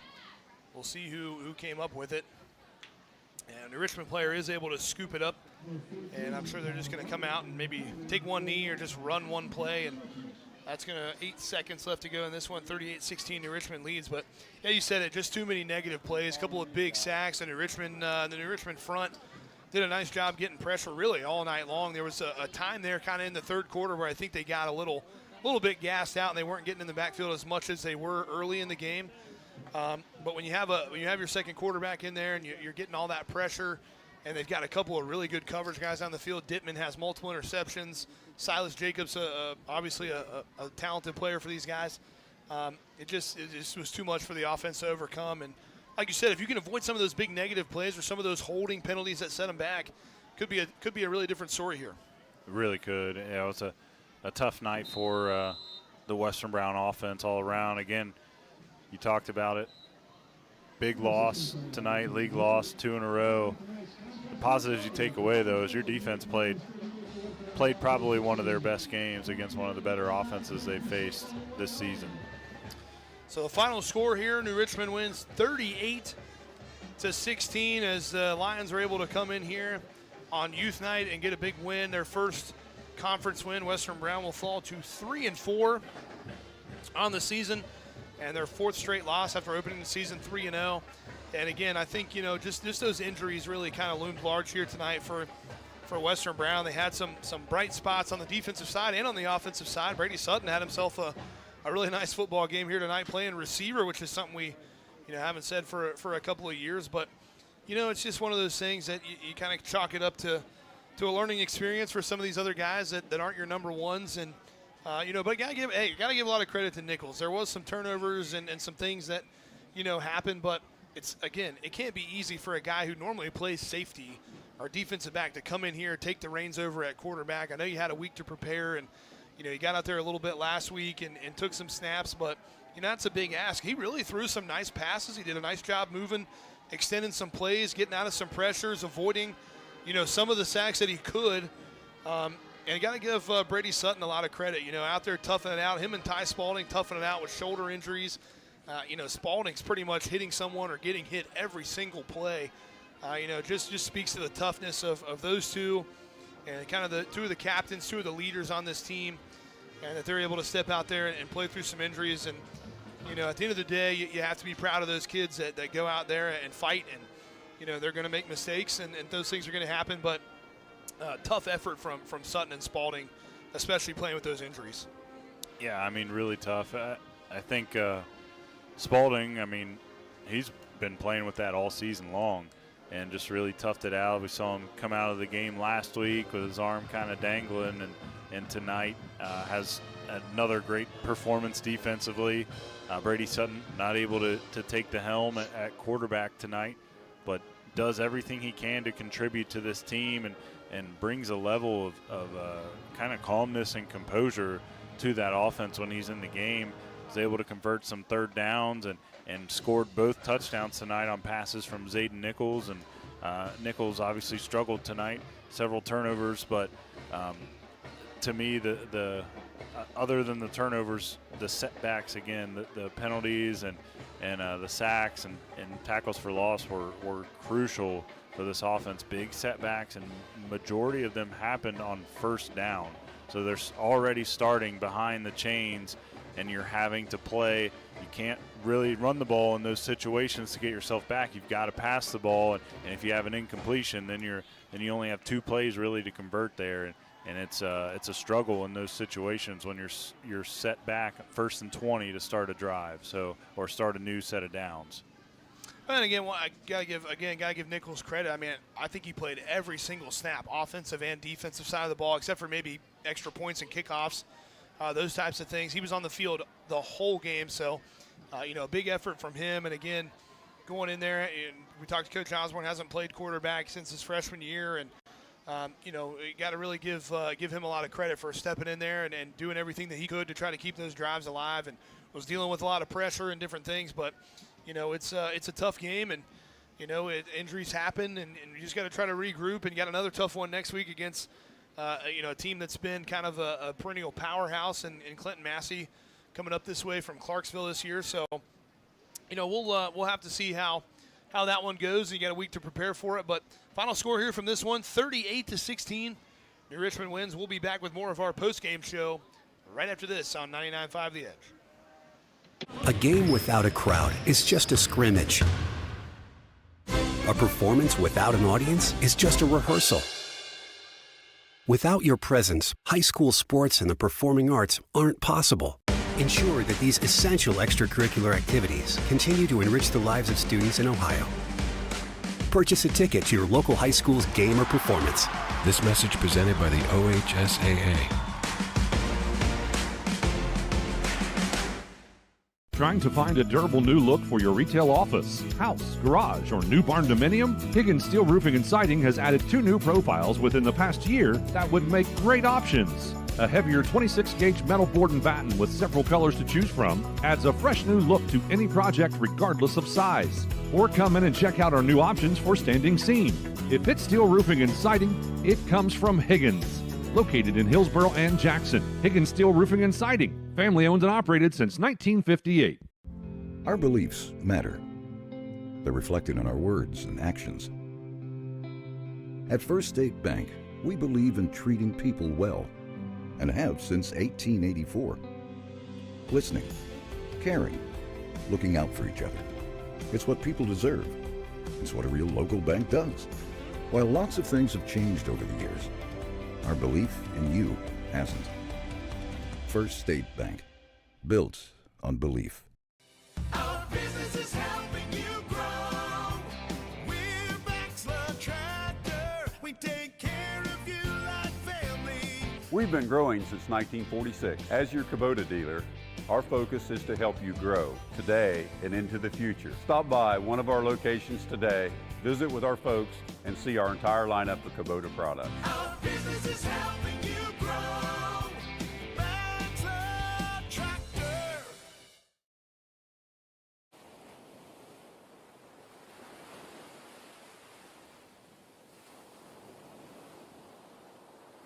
Welcome back in here. We've got Coach Nick Osborne up here in the press box with us. Coach, you know, we were talking there, Rob and I were talking, it's a tough ask when you got some of your guys that aren't used to playing certain positions.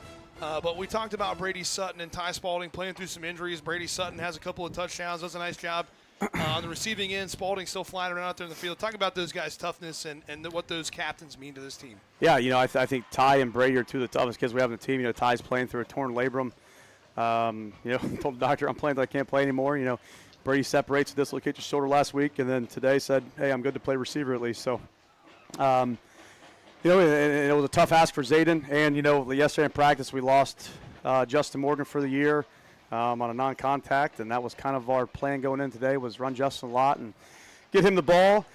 So, you know, it's kind of tough when you lose a lot of your game plan on a Thursday with a couple minutes left in practice, and you know, not making excuses. You know, we turned the ball over way too many times, and you know, we knew kind of going in we were going to make some mistakes, but we had to limit the mistakes. And you know, Zayden's only going to get better. I mean, he hasn't played quarterback since his freshman year, and you know, if Brady's got to play receiver next week and Zayden's got to play quarterback, you know, we got to move on with that. And that's why I told our kids right here. You know, it's all about staying healthy for 10 weeks, and hopefully you can stay healthy the whole playoffs. And that's why I told them, you know, what happened our regional semis, your guys' sophomore years, we had 7 starters out. You know, right now we got 5 starters out, and one playing on one arm. So, you know, we're banged up. But you know, it's the next up mentality. You know, we're 3-4 right now. We got to win 2 of the next 3 to get in, and you know, super excited for that. And you know, our kids are going to be up and ready for it. What we were talking about throughout the broadcast, too, as the game went on and it seemed to be out of your hands. Turnovers are big, obviously. But one of the things that I kind of noticed throughout the contest was the penalties and the lost yardages on sacks and tackles for loss after you converted a first down. I mean, how big is a setback like that for your offense? You know, it's huge. You know, that's something that we could manage with. You know, with Brady, but you know, when Zayden goes in, who hasn't played quarterback in 3 years, and you know, we get the 2nd and 16, 2nd and 20. That's a huge ask for him, because now you only have a handful of plays you want to run, and now you kind of, you know, try to get creative and get 10 yards back, and so you know, we were kind of out of rhythm there, but you know, we got to be better, and it's part of it. You know, it's part of this great game of football. It's about runs, and it's about how healthy can you stay, and how long can you stay healthy. Well, you know, your defense, you got a couple of 3 or 4 3-and-outs to start the game. You held them scoreless in the third quarter. I think they only had 3 first downs in that first half, minus a couple of big plays that went for touchdowns. You know, defense had some really bright spots. They got off the field a couple of times, put in some tough spots again. Where can you build defensively as you go into another tough one next week with Clinton Massey? Yeah, you know, our kids believe we should have won that game, and you know, turnovers. That cost us the game, and you can't blame anybody. You know, it's the deck of cards that we were dealt this week, and you got to roll with it. So, you know, it's we know if we say we only turned over twice or 3 times, we win that game. But it's a hard ask for our defense when you give them 7 extra possessions. That's really hard, and our kids know that we could have won that game. You know, should have won that game. But hey, it's part of it, and time to move on and get ready for Massey for homecoming. Well, and with the turnovers too, that obviously comes with field position. That was a big sway into Richmond's favor tonight. But another bright spot, I think, was the special teams kickoff returns. You had a couple nice kickoff returns. Lucas Powell almost housed one there at the end of the game, and then you had the young freshman back there. We got him listed at 5'2". He's electric, man. He's got a lot of speed. And Carson Parker, he's going to be really good. We just got to get him to grow a little bit. The kid's a little fire plug. You know, it's one of them where we're really banged up. You know, but do we put you know what I mean? You know, do you throw your freshman in there? And I don't want to feed them to the wolves right now. And but you know, that freshman class is pretty darn talented. So I'll say you better get us while you can now, because we're coming here soon. Well, Coach, we appreciate your time and coming up here to talk to us. Got another tough one next week. Homecoming. We'll be right back here at Western Brown for that one, and we'll be talking to you this week in our pregame huddle. Awesome. I appreciate you guys. Thank you. All right, we'll take a break, and we'll be back with our player of the game right after this on 99.5 The Edge. In this community, they call the fire department when the days go bad and they don't know what to do. There'll be a family member and will come up and give me a hug or shake my hand and say, hey, you took care of my dad X number of years ago. And they just wanted to say thank you and how much it meant to them. Things like that just keep me going. I'm ready to come back and do it again. I try to take pride in every single thing that I do. When I'm needed in the community, I don't want them to ever think that I could have done more. And that's the beauty of volunteers. There's nothing stronger than the heart of a volunteer. Before the overtime thrillers. Dribbling ahead off the right side. Goes the length of the floor for a layup up. We're tied. We're going to overtime. Before the timely trifectas. Step back three at the buzzer. It's good! Before basketball comes to the Shack, join C103 and Good Guys Radio TV for Basketball 30. Coming soon. Stay tuned. Tough one here on Friday night, but again, talked about, just banged up. And, I always think that, when it comes to athletics, a test of toughness is not necessarily just playing through an injury, but I feel like it's very selfless of Brady Sutton to say, hey, Coach, how can you use me? What can I do to be able to still contribute to the team here? A home game, a league matchup. It's my senior year. Maybe I can't throw the ball the way I normally can, but what can I do? Brady Sutton had a heck of a game. We don't keep yardage, but had a couple of touchdowns. I would say he had to be close to 100 yards receiving and, had some really tough runs. And, every time he's hitting the ground or taking that contact, it's painful. And so hats off to him. He's going to be our Paul Hall Insurance Player of the Game.